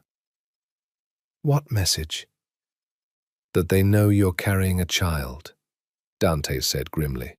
"That they understand exactly how much that child means to my standing with my own men, and that they intend to use it against me, either by killing you both and forcing me into a war I can't avoid, or by threatening you specifically to extract concessions I'd otherwise never grant."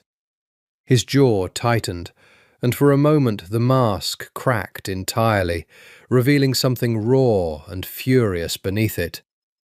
"I should never have let you leave this house without 4 men instead of 1. I should have anticipated this the moment the Sartorias realized what your pregnancy meant to my position." "You couldn't have known." "I should have known," he said, with a bitterness that surprised her. "I have spent 8 years anticipating exactly this kind of move from exactly this kind of enemy, and I let myself become distracted by everything that's happened between us these past months, and it nearly cost you your life today. I won't make that mistake again." What followed was a transformation in the household that Elena hadn't anticipated. Dante doubled the security around the townhouse within hours, additional men stationed at every entrance, the walled garden fitted with cameras she hadn't noticed being installed, Aldo joined by 2 more soldiers whose sole job, she understood without being told, was to ensure nothing like today's attack ever came within a mile of succeeding again. Dante himself began coming home earlier, staying closer, in a way that felt less like the careful, tentative domesticity of the previous months, and more like a man standing guard over something he had only just realized he could not survive losing. "You don't have to hover," she told him one evening, a week after the attack, finding him in the doorway of her room for the 3rd time that night, checking, she understood, simply to see that she was still there, still breathing, still safe. "I'm not going to disappear if you look away for 5 minutes." "I know that," he said, though he didn't move from the doorway. "Logically, I know that. It doesn't seem to matter to whatever part of me keeps needing to check, anyway." She studied him for a long moment. This man who had left her alone on her wedding night without a word of explanation, who now couldn't seem to walk past her door without needing proof of her continued existence, and felt something in her chest shift, quietly, into a shape she hadn't let herself examine too closely until now. "Come in, then," she said. "If you're only going to hover in the doorway all night anyway, you might as well hover somewhere with a chair." He hesitated only a moment before crossing the threshold and settled into the armchair by her window with the particular careful stillness of a man unused to being invited rather than merely tolerated. And they sat together in silence for a long while, the winter dark pressing against the glass, both of them aware, without either saying it aloud, that whatever this marriage had started as, it had become something neither of them was any longer prepared to lose. It was Vincent, in the end, who told her the thing that changed everything. Not out of malice, she would understand later, but out of the particular, exhausted honesty of an old man who had spent too many years managing other people's secrets and had finally grown tired of carrying one that wasn't strictly his to keep. He came to the townhouse alone, 10 days after the attempt on Elena's life, while Dante was at the Rush Street offices coordinating the retaliation Elena understood, without being told directly, was already being planned against the Sartori family. Vincent found her in the garden, despite the cold, wrapped in a heavy coat, unable to bear the walls of the house any longer after the week she'd had, and he sat down across from her with none of his usual composed formality.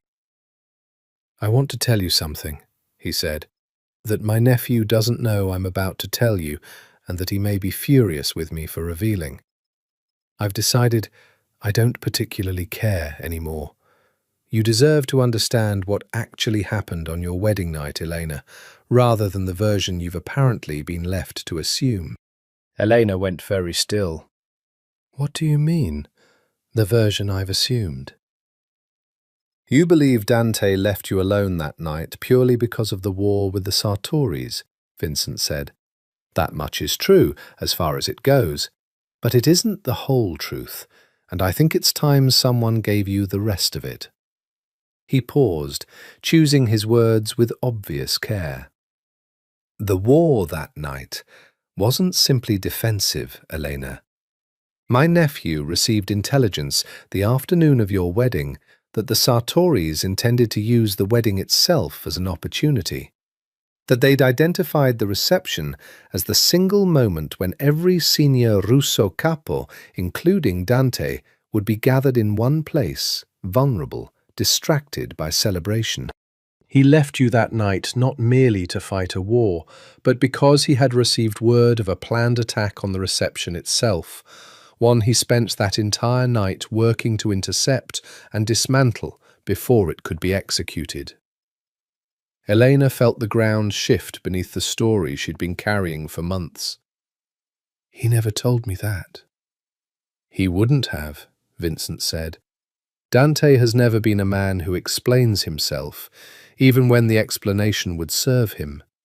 He decided that night that telling you the reception itself had nearly been the site of a massacre would only terrify you further, on top of everything else you were already being asked to absorb.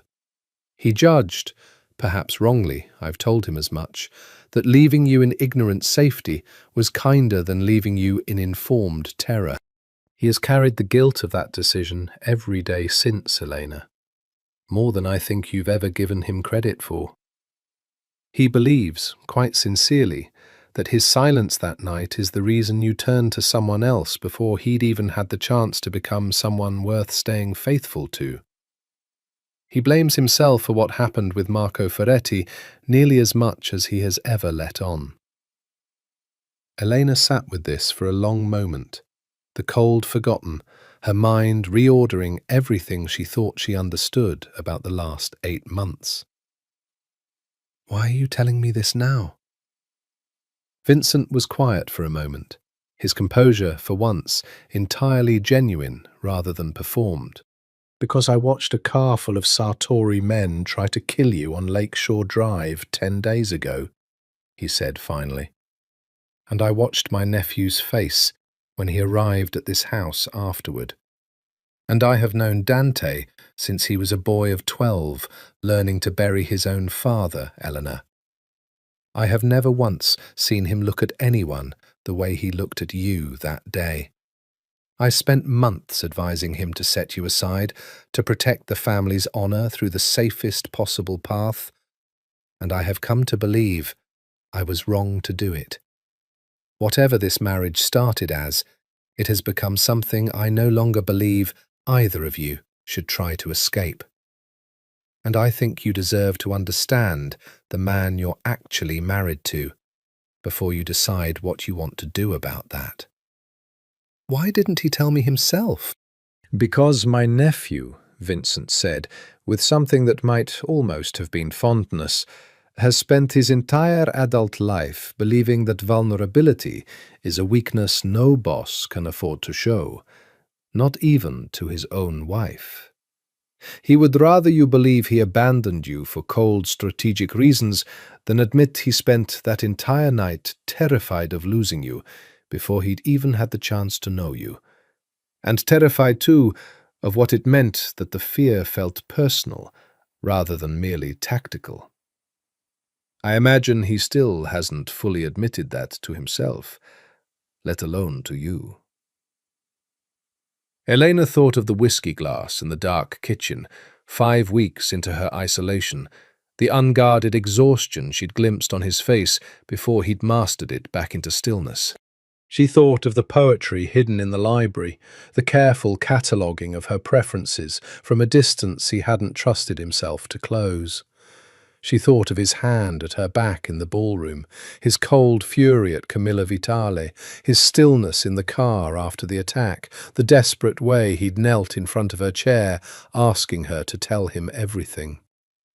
She understood, sitting in that cold garden with Vincent Russo, watching her with unexpected gentleness, that she had spent 8 months mistaking a man's terror for indifference, mistaking his silence for coldness, when in fact she had married someone who had simply never learned any language for love except the language of control and protection, and who had, despite every instinct trained into him over a lifetime in that brutal world, been trying, however clumsily, to speak it to her anyway.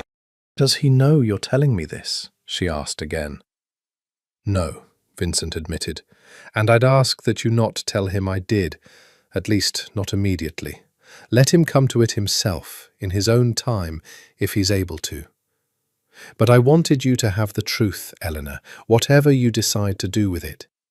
You've been carrying an unfair burden of assumption about a man who has, in his own broken way, been trying to earn something he never let himself believe he deserved to have."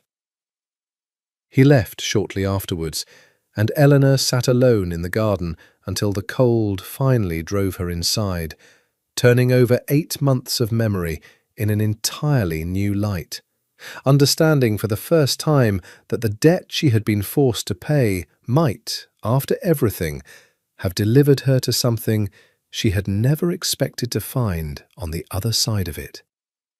A man worth choosing, if she let herself, rather than merely a man she had been given no choice but to marry.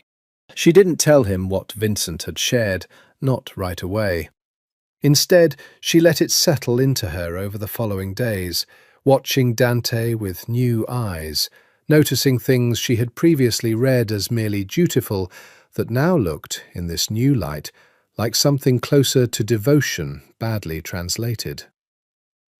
The retaliation against the Sartoris came swiftly, and by all accounts Elena gathered second-hand through Rosa and Aldo's careful non-answers, decisively. 3 Sartori lieutenants found dead within a single week. A message so unambiguous that even the family's most aggressive remaining faction sent, through intermediaries, a tentative offer of renewed truce within 10 days. Dante did not discuss the details with Elena, but she noticed this time that his silence on the matter felt different than it once had, less like a wall built to keep her out, and more like a father shielding a child from violence he'd rather she never have to carry in her own memory. "You're different," she told him, one evening in early February, the two of them sharing the quiet ritual that had become, without either of them quite naming it, their nightly habit. Him in the armchair by her window, her curled in the window seat, some low music playing from the radio Rosa had brought up months ago, and neither of them had ever bothered turning off. Different how? Quieter. Not colder quiet, just like you're thinking about something you haven't decided whether to say. He was silent for a long moment, turning his glass of whiskey slowly in his hand, watching the amber liquid catch the lamplight. "I keep thinking about the night we married," he said finally, "about what I should have told you, and didn't." Elena's breath caught. She said nothing, waiting. "I received word that afternoon that the Sartorius intended to hit the reception itself," he said, and she watched him force the words out with visible effort, a man unaccustomed to this particular kind of confession, not simply a war somewhere else in the city, an attack on our own wedding, time to catch every senior man in my organization in one undefended room. "I left you that night because I spent it hunting down and dismantling that plan before it could be executed. And I never told you because I judged it kinder to let you believe I'd simply abandoned you for ordinary business than to let you know how close you came on your own wedding day to watching men die in front of you." "I know," Elena said quietly. He looked up sharply. "You know?" "Vincent told me. 10 days ago." She held his gaze, steady despite the sudden tension that had entered the room. "He said you'd never tell me yourself, that you'd rather I believed you cold than admit you'd been afraid." Something raw moved across his face, not quite anger, though there was some of that, aimed, she thought, more at Vincent's interference than at her knowing. "He had no right to tell you that." "Maybe not," she said, "but I'm glad he did, Dante, because I spent 8 months believing you left me that night out of nothing but cold calculation, and it was slowly poisoning everything I might otherwise have let myself feel for you. Knowing the truth doesn't erase what those months cost either of us, but it changes what I understand about the man I actually married. And I think that matters more than whether Vincent had the right to tell me." Dante set down his glass very carefully, and when he looked at her again, something in his expression had shifted into a kind of exposed honesty she had never seen from him before, not even in their most unguarded moments. "I have spent my entire life being taught that showing fear is the same as inviting death," he said. "My father died because a rival read weakness in him at exactly the wrong moment, and I was 12 years old when I buried him, and swore I would never make that same mistake. I built everything I am, every wall, every silence, every careful, controlled decision around that single conviction. And then I married a woman I was told to think of as strategy. And somewhere in 8 impossible months, she became the single thing in my life I am most afraid of losing. And I don't know how to hold both of those truths at once, without one of them destroying me." "You don't have to hold them apart," Elena said softly. "That's the part I don't think you've let yourself understand yet. Being afraid of losing someone isn't the same as being weak in front of your enemies. You can be terrified of what happens to me, to the baby, and still be the man who put 3 Sartori lieutenants in the ground within a week to protect us. Those aren't contradictions, Dante. They're the same thing, seen from 2 different angles." He was quiet for a long moment, and when he finally spoke, his voice had dropped to something low and unguarded that she felt more than heard. "I don't know how to be the man you deserve, Eleanor. I have spent my whole life becoming someone very good at protecting what's his, and very bad at anything resembling tenderness. I'm afraid that whatever you're starting to feel, whatever I'm starting to feel, deserves someone with a language for it that I never learned. "Then let me help you learn it," she said, and crossed the small space between them before she could talk herself out of it, kneeling by his chair the way he had once knelt by hers, taking his face in both her hands with a gentleness she felt him lean into almost involuntarily, a man starved for exactly this kind of touch and too proud to have ever asked for it. You don't have to already know how, Dante. You just have to be willing to try. That's all any of this ever requires. He kissed her then.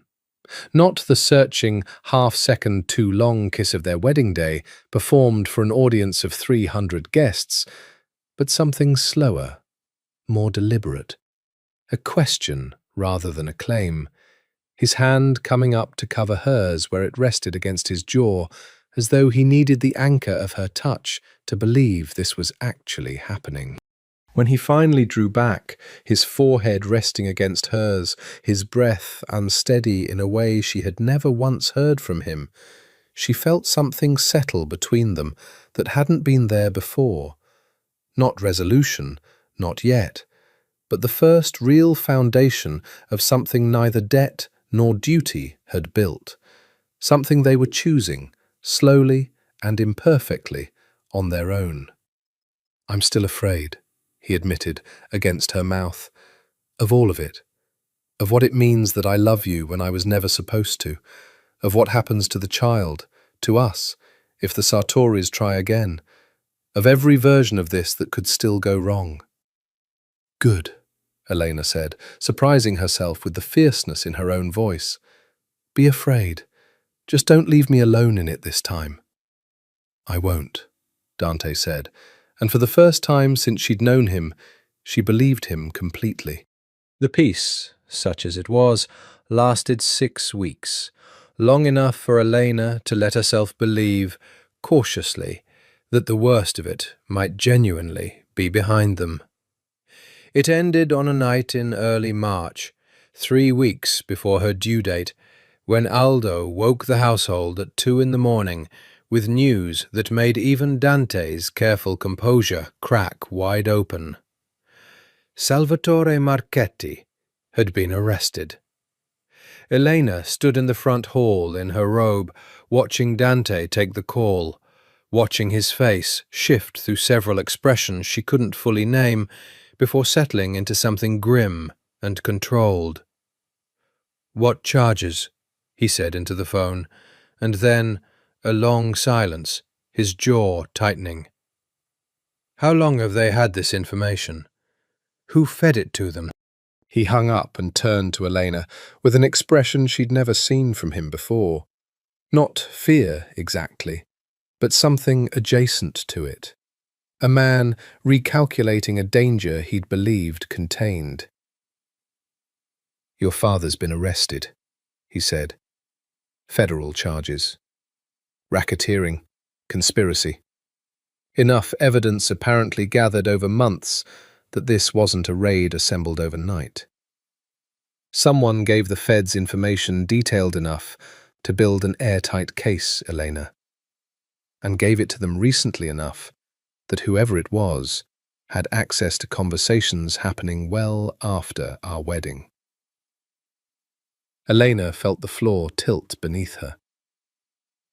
You think it was someone in our family, feeding information to the feds?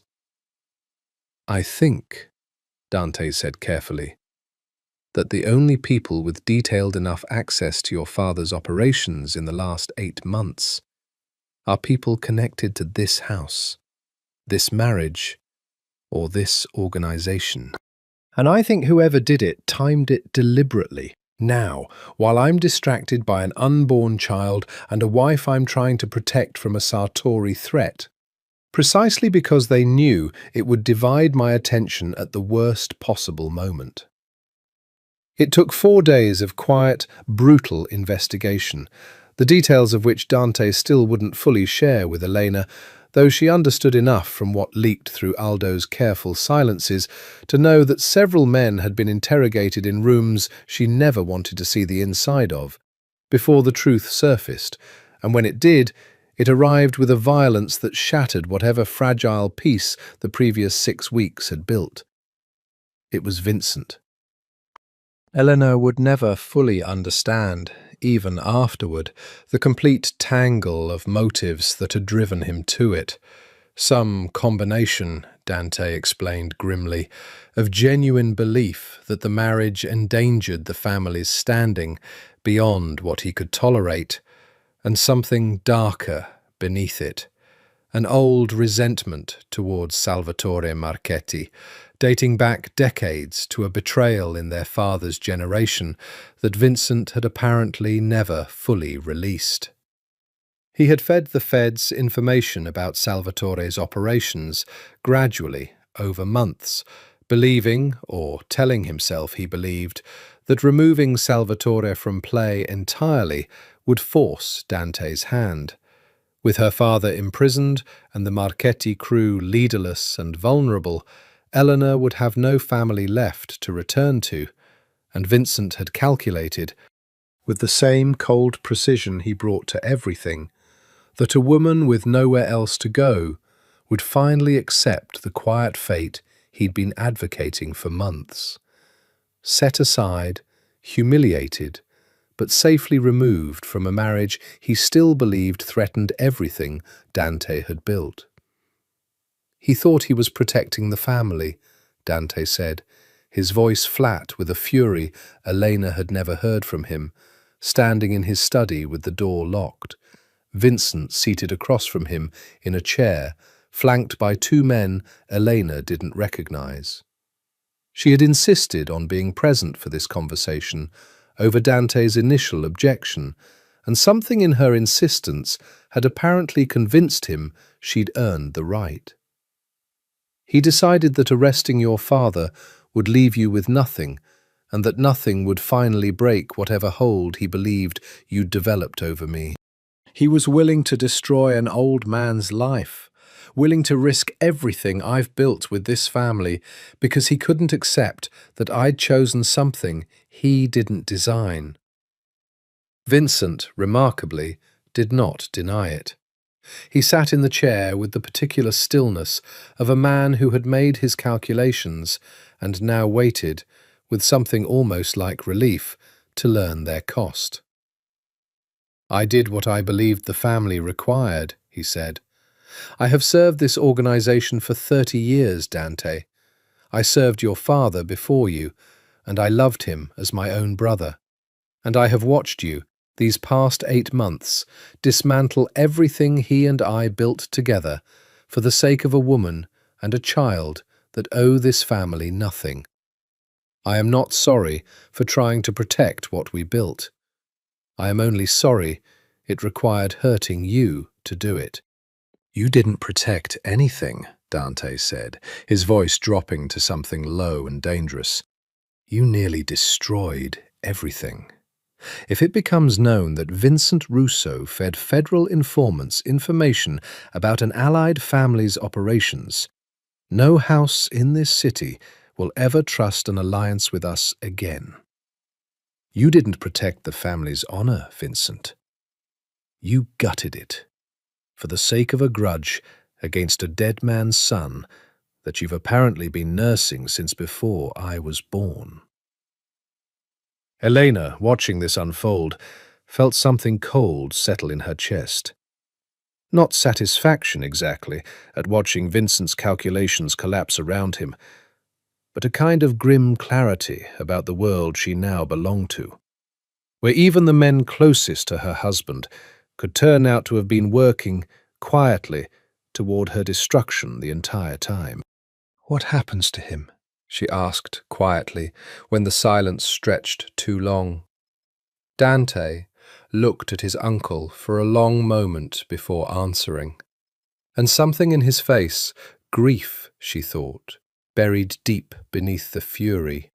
Grief for a man who had raised him as much as his own father had, passed across his features before he mastered it.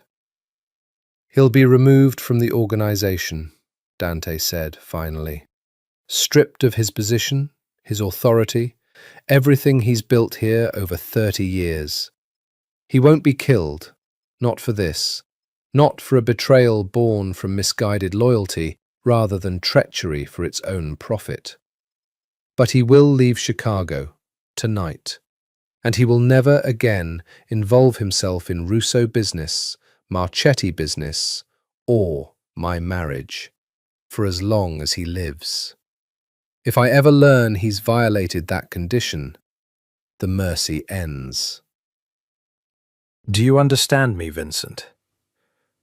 "I understand," Vincent said quietly, and for the first time since Elena had met him, he looked, briefly, like an old man rather than a calculating strategist.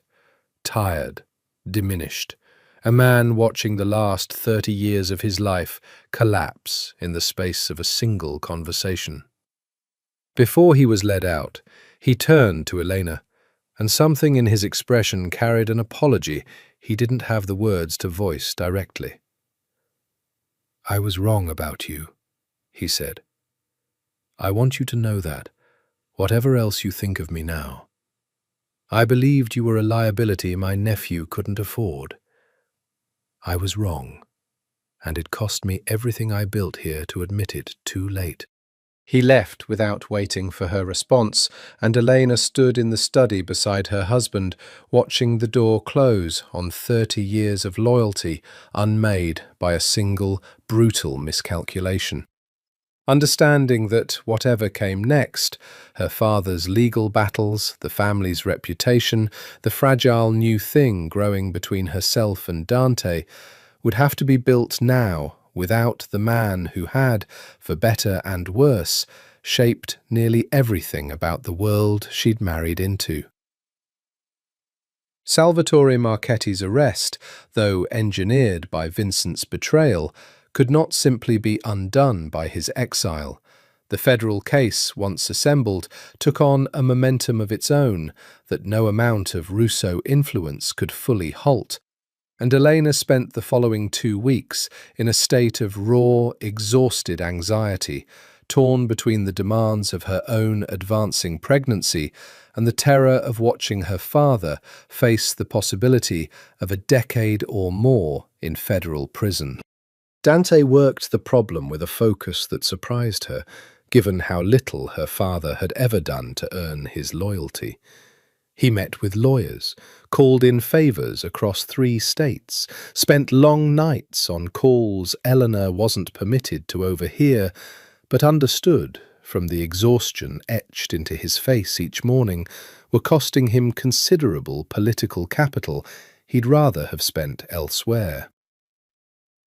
"Why are you doing this?"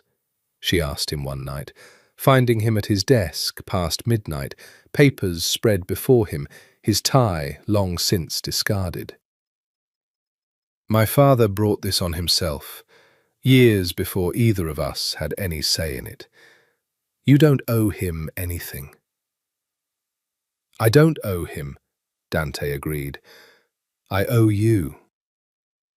He looked up at her, and something in his face had softened past the point of careful composure entirely. "Whatever your father did, however much of this mess traces back to his mistakes, he's still the father of the child you're carrying's grandfather, and he's still someone whose fate affects you deeply, whether you'll admit that or not. I watch you not sleeping some nights, Elena, worrying about him, and I find I can't simply let that continue when I have resources to spend trying to fix it. Even though it costs you." "Even though it costs me," he confirmed. "I've learned something these past months about which costs are actually worth paying.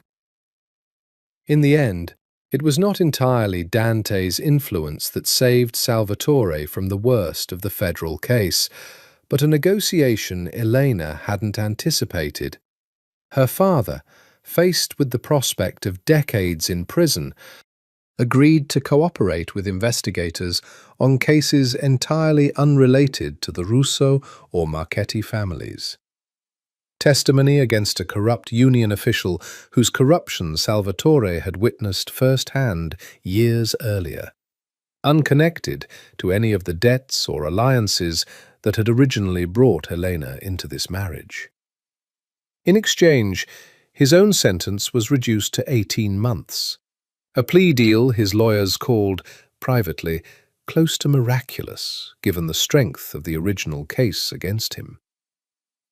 Elena visited him once, before he was transferred to serve his sentence, in a grey visitation room that smelled of industrial cleaner and old coffee. Her pregnancy heavy enough now that she had to lower herself carefully into the plastic chair across from him. "You look well," her father said, and something in his voice carried a tenderness she hadn't heard from him in years, not since before her mother died.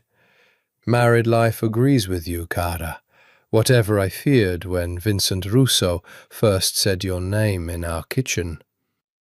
"It wasn't what either of us expected," Elena said carefully.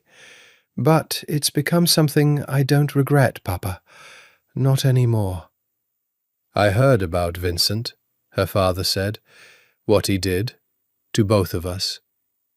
I want you to know I never asked Dante to spend anything protecting me. I know what I did to bring this on myself, years before you were even old enough to understand what our family did for a living. I've made my peace with paying for it." "He didn't do it for you," Elena said. "Not really. He did it because he knew it mattered to me. And somewhere in the last 8 months, what matters to me started mattering more to him than the old rules ever did." Her father studied her for a long moment, something unreadable moving across his weathered face. "I was afraid, that night in the kitchen, that I'd handed my daughter to a monster simply to save my own skin," he said finally. "I think, watching you now, that I may have handed you to something else entirely, without ever meaning to. I hope I'm right about that, Elena. I hope, whatever else I've cost you, that I haven't cost you the chance at something real." "You haven't," Elena said, and found, saying it, that she believed it completely. "Whatever this started as, Papa, it isn't that anymore." She left the visitation room with a strange, unexpected peace settling into her chest. Not joy, exactly, given everything her father still had to face, but a quiet resolution of an old wound she'd been carrying since that terrible night in his kitchen 8 months ago. Whatever debt he had incurred, whatever price she had been made to pay for it, she found she could finally look at the whole tangled history of it, the debt, the marriage, Vincent's betrayal, the child growing inside her, without the bitter resentment that had coloured her earliest months in the Russo family, and understand it, instead, as simply the strange, brutal, occasionally redemptive machinery of a world she had been born into and had somehow, against every reasonable expectation, found her own fragile happiness within. Dante was waiting for her outside the prison, leaning against the car in the grey afternoon light, and something in his face when he saw her, worry, tenderness, an unguarded relief at simply seeing her safe, told her everything she needed to know about how thoroughly this marriage had transformed since the night he'd left her alone in a hotel suite without a single word of explanation. "How was he?" Dante asked, opening the car door for her with a care that had become, over these past months, entirely instinctive rather than performed. Resigned, Elena said. Grateful, I think, though he'd never say it plainly. He knows what you spent to help him, Dante, even the parts of it you didn't tell me. It wasn't for him, Dante said, echoing, without knowing it, the exact words she'd spoken to her father minutes before.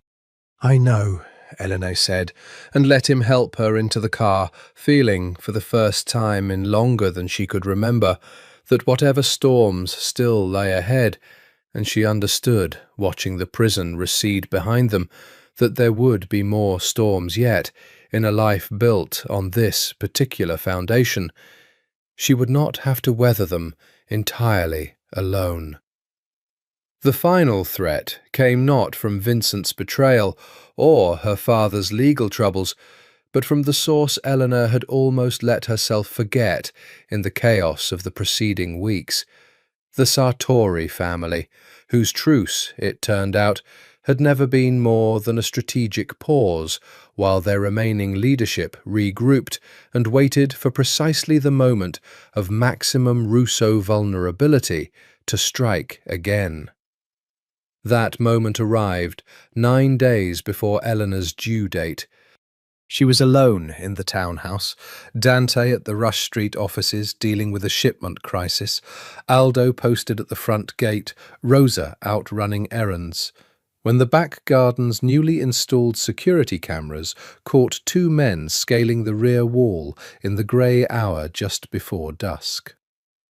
The alarm Dante had insisted on installing after the Lakeshore Drive attack triggered immediately, but not before one of the men had made it through the garden door and into the kitchen, where Elena, heavily pregnant and moving with the particular slowness of a woman 9 days from labour, found herself trapped between the intruder and the stairs. She would replay the next several minutes for the rest of her life with a kind of disbelieving clarity, the way her body, despite its unwieldy weight, had somehow found the speed to snatch the heavy cast-iron skillet from the stovetop and swing it with every ounce of strength fear could provide, catching the intruder across the temple, hard enough to send him staggering into the counter. The way she'd screamed for Aldo, with a volume she hadn't known her lungs still possessed at this stage of pregnancy. The way the second man had appeared in the kitchen doorway just as Aldo burst through the front entrance, gun already drawn, moving with a speed that belied his usual careful gentleness. The exchange of gunfire lasted less than 15 seconds. When it ended, both intruders lay dead on the kitchen floor, and Aldo was pressing a shaking hand against a graze wound on his own shoulder. And Elena was sliding down against the cabinets with a pain in her abdomen that had nothing to do with fear, and everything to do with the fact that her body, under the extraordinary stress of the last several minutes, had apparently decided this was the moment to begin labour, 9 days ahead of schedule. Dante arrived at the hospital 40 minutes later to find Elena already 3 centimetres dilated, her hand crushing Rosa's with a grip born of pure terror and pain, and the expression on his face when he burst through the door, stripped entirely of every careful mask he'd ever worn, nothing left but raw, naked fear, told her, more than any words could have, exactly how far this marriage had travelled from the cold architecture it had started as. "I'm here," he said, taking her other hand, his voice rough with an emotion he didn't even attempt to hide. "I'm here, Elena. I'm not leaving. I promise you, I am not leaving this room." "The Sartoris," she managed between contractions. "Are they—" "Dead," Dante said grimly. "Both of them. and I intend to make certain, before this week is finished, that whoever sent them understands precisely what happens to men who go after my family." Something in his voice, even through his obvious fear for her, carried an absolute, terrible certainty that told Elena the Sartori threat, whatever remained of it, would not survive what came next. "But right now, none of that matters. Right now, I need you to breathe, and I need you to let me be here for this, the way I should have been there for you from the very first night." Labour lasted 11 hours, through which Dante did not leave her side once, not for the calls Eleanor knew must have been flooding his phone about the security breach, not for the retaliation she understood, even in the fog of contractions, was already being coordinated by men outside this room. Not even when the doctors, at one difficult stretch near the end, suggested gently that fathers sometimes preferred to wait outside for the final push. "I'm not her husband by accident anymore," he told the doctor, quietly, but with an absolute finality that ended the conversation. "I'm staying." When their daughter was finally born, small, furious, red-faced and screaming, with a set of lungs that made even the exhausted delivery room staff smile, Dante held her for the first time with hands that visibly trembled, looking down at a child that carried none of his blood, with an expression Elena would never forget for the rest of her life. Not the careful, dutiful tenderness of a man honouring a promise made in front of his organisation, but something entirely unguarded, entirely real. The naked wonder of a man discovering he was capable of a love he had never believed himself built for. "She's beautiful," he said, his voice breaking on the words. "God, Elena, I don't have words for what I'm feeling right now." "You don't need words," Elena said, exhausted and radiant and crying despite herself. "Just don't let go of her." "I won't," he said, and something in the way he said it, the same absolute certainty he'd carried into every promise he'd made her since the night of the Sartori attack on Lakeshore Drive, told her he meant it not as a formality, not as an honour obligation performed for the sake of his organisation's respect, but as the simple, unguarded truth of a man who had, somewhere in the last 9 impossible months, become genuinely, irrevocably, a father. They named her Sophia, after Dante's mother, the woman whose battered copy of Neruda still sat on the library shelf. And in the quiet hours after the birth, with Sophia sleeping against Dante's chest, and Elena watching them both with an exhaustion that felt, for the first time in longer than she could remember, entirely peaceful, she understood that whatever remained of the Sartori threat, whatever reckoning still waited for the men who had sent assassins into her own kitchen, she was no longer facing any of it alone. And neither, she realized, watching her husband's face as he studied their daughter's small, sleeping features, was he. The reckoning Dante had promised came within the week, delivered with the same absolute, efficient finality he brought to everything he decided mattered enough to spend himself on completely. Elena learned of it only in fragments, the Sartori family's remaining leadership structure collapsing almost overnight, a series of arrests and disappearances that the news attributed to internal power struggles, rather than the truth Elena now understood well enough to recognize beneath the surface. Whatever Dante had done, it ended the threat entirely.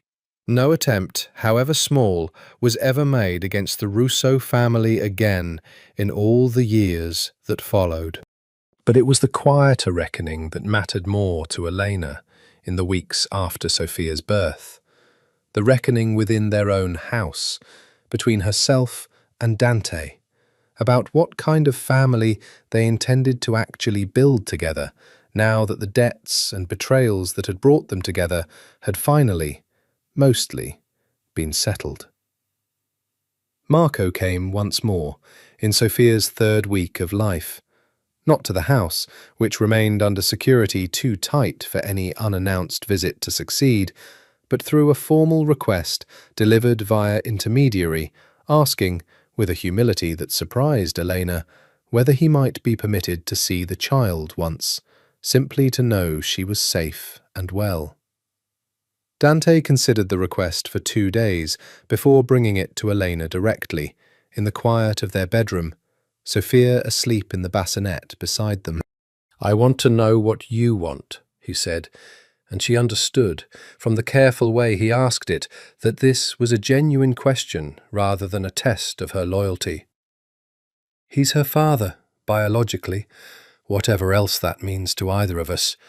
I won't pretend that fact doesn't complicate things, but I've spent enough of this marriage making decisions about your life without consulting you, Eleanor, and I don't intend to make this one that way." She thought about it for a long time before answering, thought about Marco's face in the nightclub, the raw fear in his voice when he'd asked whether she was safe, the poetry-soft memory of a summer 2 years past that she no longer regretted, but had, somewhere in the last 9 months, released from any claim on her present. "I think he deserves to see her once," she said finally. "Not as a father. Not in any way that complicates what Sophia will grow up understanding about her family, but as a man who loved me before any of this happened to either of us, and who has spent 9 months not knowing whether she was even born safely. I think that deserves an answer, even if it's the only answer he ever gets." Dante studied her for a long moment. "And after that?" "After that," Eleanor said, "she's ours, yours and mine. I don't think that needs to be complicated, Dante, whatever her blood says. You were in that delivery room for 11 hours. You've held her every night since. Marco loved a version of me that doesn't exist anymore, in a life that ended the night your uncle came to my father's kitchen. I don't think there's room in Sophia's actual life for anything more than the one visit I'm asking you to allow him." Something in Dante's face, hearing this, released a tension Elena hadn't fully realized he'd been carrying. "I was afraid," he admitted quietly, "that giving him this would open a door neither of us could close again. That somewhere, in watching him hold her, some part of you would want—" "I know what you were afraid of," Elena said gently, reaching for his hand. "You don't have to be. Whatever I felt for Marco belongs to a girl who didn't know yet what it meant to be truly chosen, rather than merely assigned. You've spent 9 months choosing me, Dante, and choosing her, every single day, in every way that actually matters. That isn't something a single visit from her biological father is going to unmake." The visit, when it happened, lasted less than 20 minutes, conducted in the neutral territory of Aldo's own modest apartment, with both Dante and Aldo present, though at a careful, respectful distance. Elena watched Marco hold his daughter with hands that shook slightly, watched something in his face settle into a grief that was also, unmistakably, a kind of peace.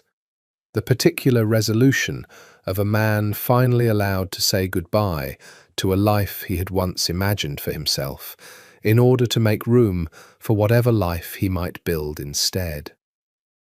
"She has your eyes," he told Elena quietly, handing Sophia back with a gentleness that broke something in Elena's chest even now.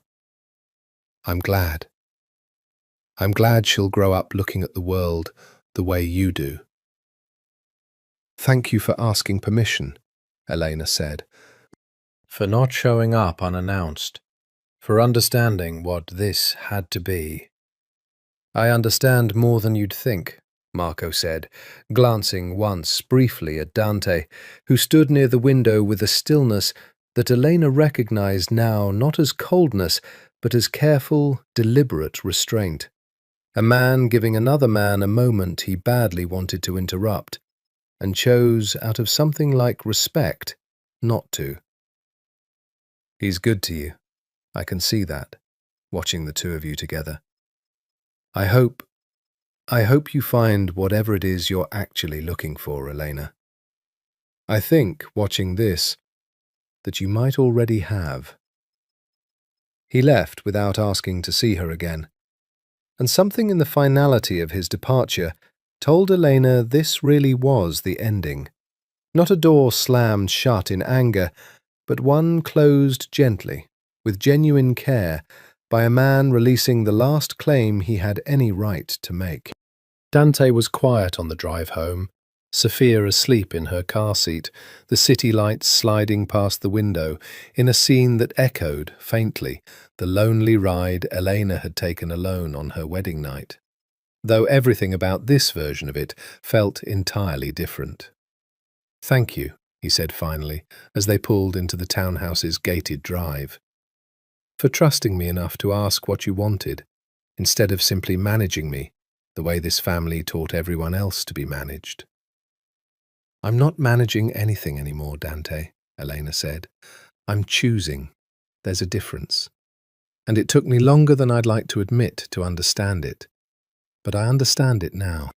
He reached across the space between them and took her hand, and they sat together in the quiet of the car for a long moment before either of them moved to go inside, Sophia sleeping soundly between them, the debt that had once defined every part of Elena's existence, finally, fully, transformed into something neither of them had ever expected to find on the other side of it. 6 months after Sophia's birth, on a warm evening in late autumn, Dante did something that surprised even Aldo, who had by then witnessed nearly every version of his boss's careful, controlled decision-making over the better part of a decade. He asked Elena to marry him again. Not legally. Their marriage before God and the state had never lapsed, had in fact grown into something neither of them had believed possible on the cold, transactional evening of their first ceremony. But Dante arranged, quietly, and without any of the political theatre that had defined their original wedding, a small ceremony in the walled garden of the Astor Street townhouse, attended only by Rosa, Aldo, Elena's father, released early for good behaviour, thinner and greyer, but genuinely present in a way Elena hadn't seen from him in years, and Sophia herself, 6 months old and utterly unbothered by the significance of the occasion, gurgling happily in her grandfather's arms throughout the entire ceremony.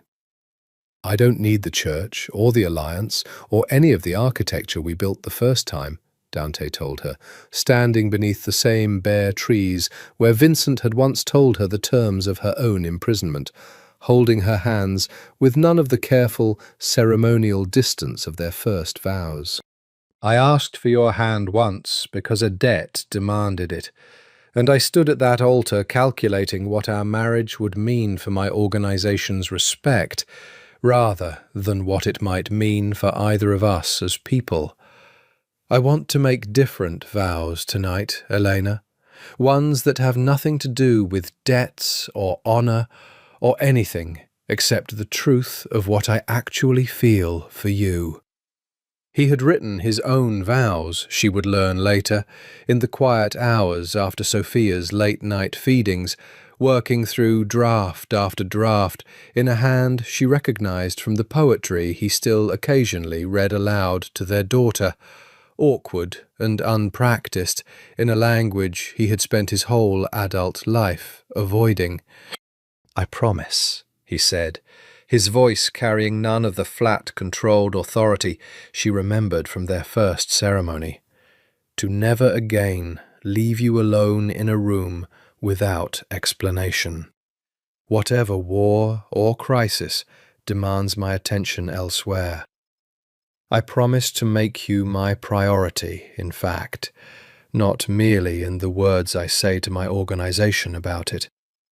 I promise to raise our daughter, because she is ours, whatever her blood says, and I will spend the rest of my life making sure she never doubts that, with the same fierce, complete love I've spent this last year learning to give you.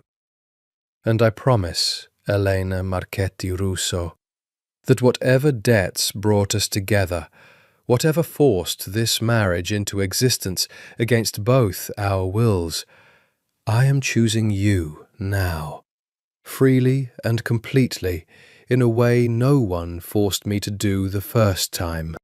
I love you.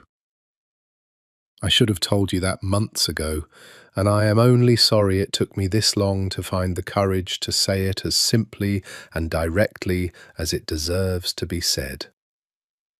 Elena, crying openly now, found her own vows waiting in her chest with none of the difficulty she'd expected. "I came into this marriage believing I'd lost every choice I'd ever get to make about my own life," she said.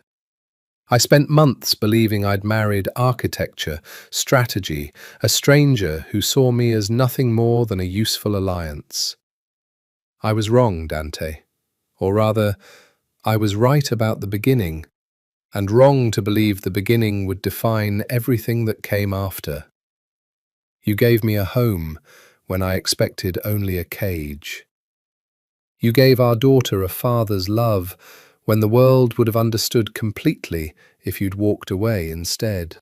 You taught me that some debts, paid in full, somehow deliver you to something better than what you lost.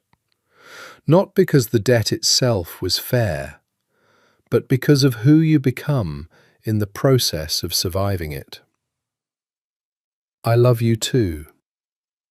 I think I have for longer than I let myself admit, even to myself.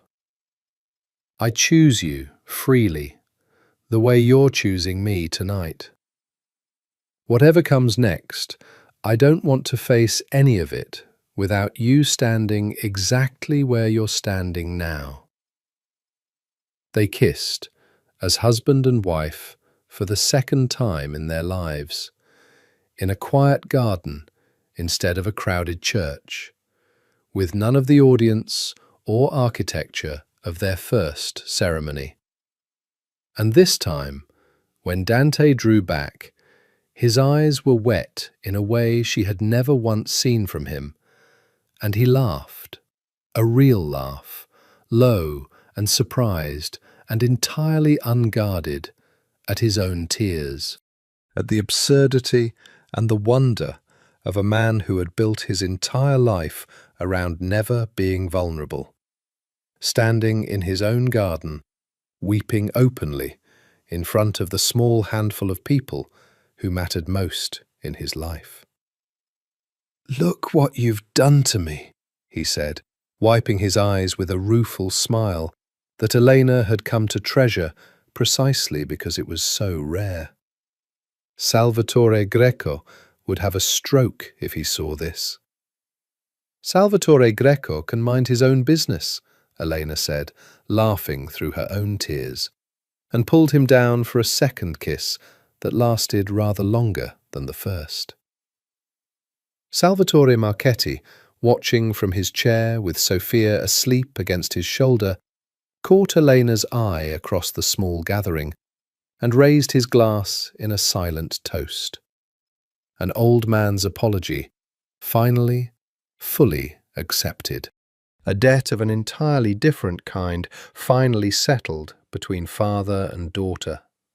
One built not on blood or violence, but on the simple, hard-won understanding that sometimes the worst thing that ever happens to you turns out, against every reasonable expectation, to deliver you somewhere you'd never have found any other way. 5 years passed, and the story of Dante Russo's marriage became, in the particular oral history of Chicago's underworld, something closer to legend than gossip. The tale of a kingpin who had married a debt, and somehow, against every rule his world had ever taught him, found in it the truest love of his life. Sophia Russo grew into a fierce, curious child with her mother's dark eyes and her adoptive father's absolute, unshakable stillness under pressure. A combination that made her, even at 5 years old, somewhat legendary among the household staff for her ability to negotiate extra dessert out of even the most disciplined kitchen help. She called Dante Papa without a moment's hesitation, had done so since she was old enough to speak at all, and on the rare occasions when the complicated truth of her parentage came up, usually initiated by Elena, gently, at an age Elena judged old enough to begin understanding it, Sophia absorbed the information with the particular unbothered practicality of a child for whom love had never once been in question. "So Marco is like my other father, but not really my papa," she said once at 6, working through the concept with the serious concentration she brought to everything. "And Papa is my real Papa, even though he's not my blood Papa." "Something like that," Eleanor said, smiling despite the weight the conversation carried. "Does that confuse you?" "No," Sophia said, with the total confidence of a child who had never once doubted where she belonged. "Papa is the one who reads me stories and teaches me to swim and gets scared when I climb too high on the garden wall. That's what makes him my papa. The rest is just—" She waved her small hand, dismissing the entire complicated architecture of blood and debt and betrayal that had once nearly destroyed her parents' marriage before it had properly begun. "Just details." Elena told Dante about the conversation that night, in the quiet of their bedroom, and watched something in his face soften into the particular unguarded tenderness that had become, over the years, entirely unremarkable to her, though it had once seemed impossible from the cold, controlled man she'd married in a church full of strangers. "Just details," he repeated, something wet gathering in his eyes that he no longer bothered hiding from her. God, 6 years old, and she already understands what took me 35 years and a debt I never asked for to learn. Vincent Russo, true to the terms of his exile, never returned to Chicago, and never again involved himself in Russo business, though he wrote once a year a brief letter to Dante that Elena understood from the careful way her husband read and reread each one, carried some measure of reconciliation neither man had ever fully put into words. He died 6 years after his exile in a small house on the Florida coast, and Dante attended the funeral alone, returning home quiet and reflective in a way that told Elena more about the complicated grief of losing a man who had both raised him and betrayed him than any conversation between them ever could have. Marco Ferretti married, 3 years after Sophia's birth, a woman from outside either family's business entirely. A schoolteacher, Elena heard, kind and unconnected to any of the violence that had once defined both their lives, and moved eventually to Milwaukee, where he opened a small bakery of his own, the last echo of the flour-dusted apartment above his uncle's shop, where he and Elena had once imagined an entirely different future for themselves. He sent, every year on Sophia's birthday, a card with no return address, containing nothing but a single line of well wishes and, once, a small hand-drawn picture of a bakery that Elena kept quietly in a drawer she never showed anyone, but understood she would never bring herself to throw away. Salvatore Marchetti, released from prison and genuinely reformed in the particular way that only real consequence seems capable of producing, spent his remaining years as a doting, endlessly indulgent grandfather, showing up at the Astor Street townhouse with a frequency that occasionally exasperated Dante's security detail and delighted Sophia beyond measure. He died peacefully 8 years after Elena's wedding, in the same chair, in the same garden, where he had once watched his daughter marry a man he'd been terrified of, having lived long enough to see that terror transform completely into something he could only describe in his final years as gratitude. And Dante Russo, the coldest, most dangerous man in Chicago, a kingpin who had built an empire on the absolute conviction that vulnerability invited death, spent the rest of his life proving, quietly and completely, that he had been wrong about that single conviction in the one way that mattered most. He never stopped being dangerous. The empire he ran demanded exactly the ruthless competence that had built it, and he never once flinched from what that competence required of him when his family's safety was at stake. But at home, in the quiet of the Astor Street garden, in the library where Neruda's poetry still sat beside a growing collection of Sophia's favourite bedtime stories, in the bedroom where he still, every single night, reached for Elena's hand before either of them fell asleep, he had become something the old rules of his world had never taught him was possible. A man who had learned, against every instinct trained into him since he was 12 years old, burying his own father, that love was not a weakness to be hidden, but the single, truest form of strength he had ever managed to build. "Do you ever regret it?" Elena asked him once, years later. The two of them sitting together in the garden on a warm summer evening, watching Sophia chase fireflies across the lawn with the particular reckless joy of a child who had never once doubted she was loved completely. The debt, the marriage, everything that brought us here. Dante considered the question with the same careful seriousness he brought to everything that mattered to him, watching their daughter's laughter carry across the darkening garden. "I regret the wedding night," he said finally. "I regret every day I left you alone in that hotel without explanation. Every week I let you believe I saw you as nothing more than strategy.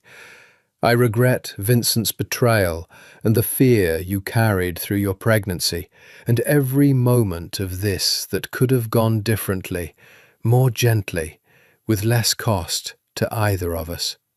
He turned to her, and something in his eyes carried the full weight of everything they had survived together to arrive at this particular quiet evening. "But I don't regret the debt itself, Elena. Whatever brought you to me, whatever forced this marriage into existence against both our wills, I would pay that same debt 1,000 times over, in any currency demanded, simply to arrive again at this exact garden, this exact evening, watching our daughter chase fireflies, while you sit beside me as my wife." Some debts, it turns out, aren't punishments at all.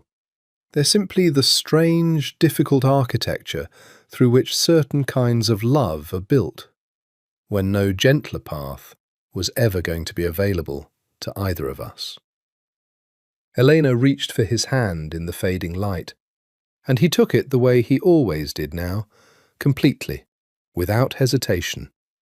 A man who had learned, finally and fully, that some debts, once paid, don't diminish you at all. They deliver you instead to the single truest thing you never knew You were owed.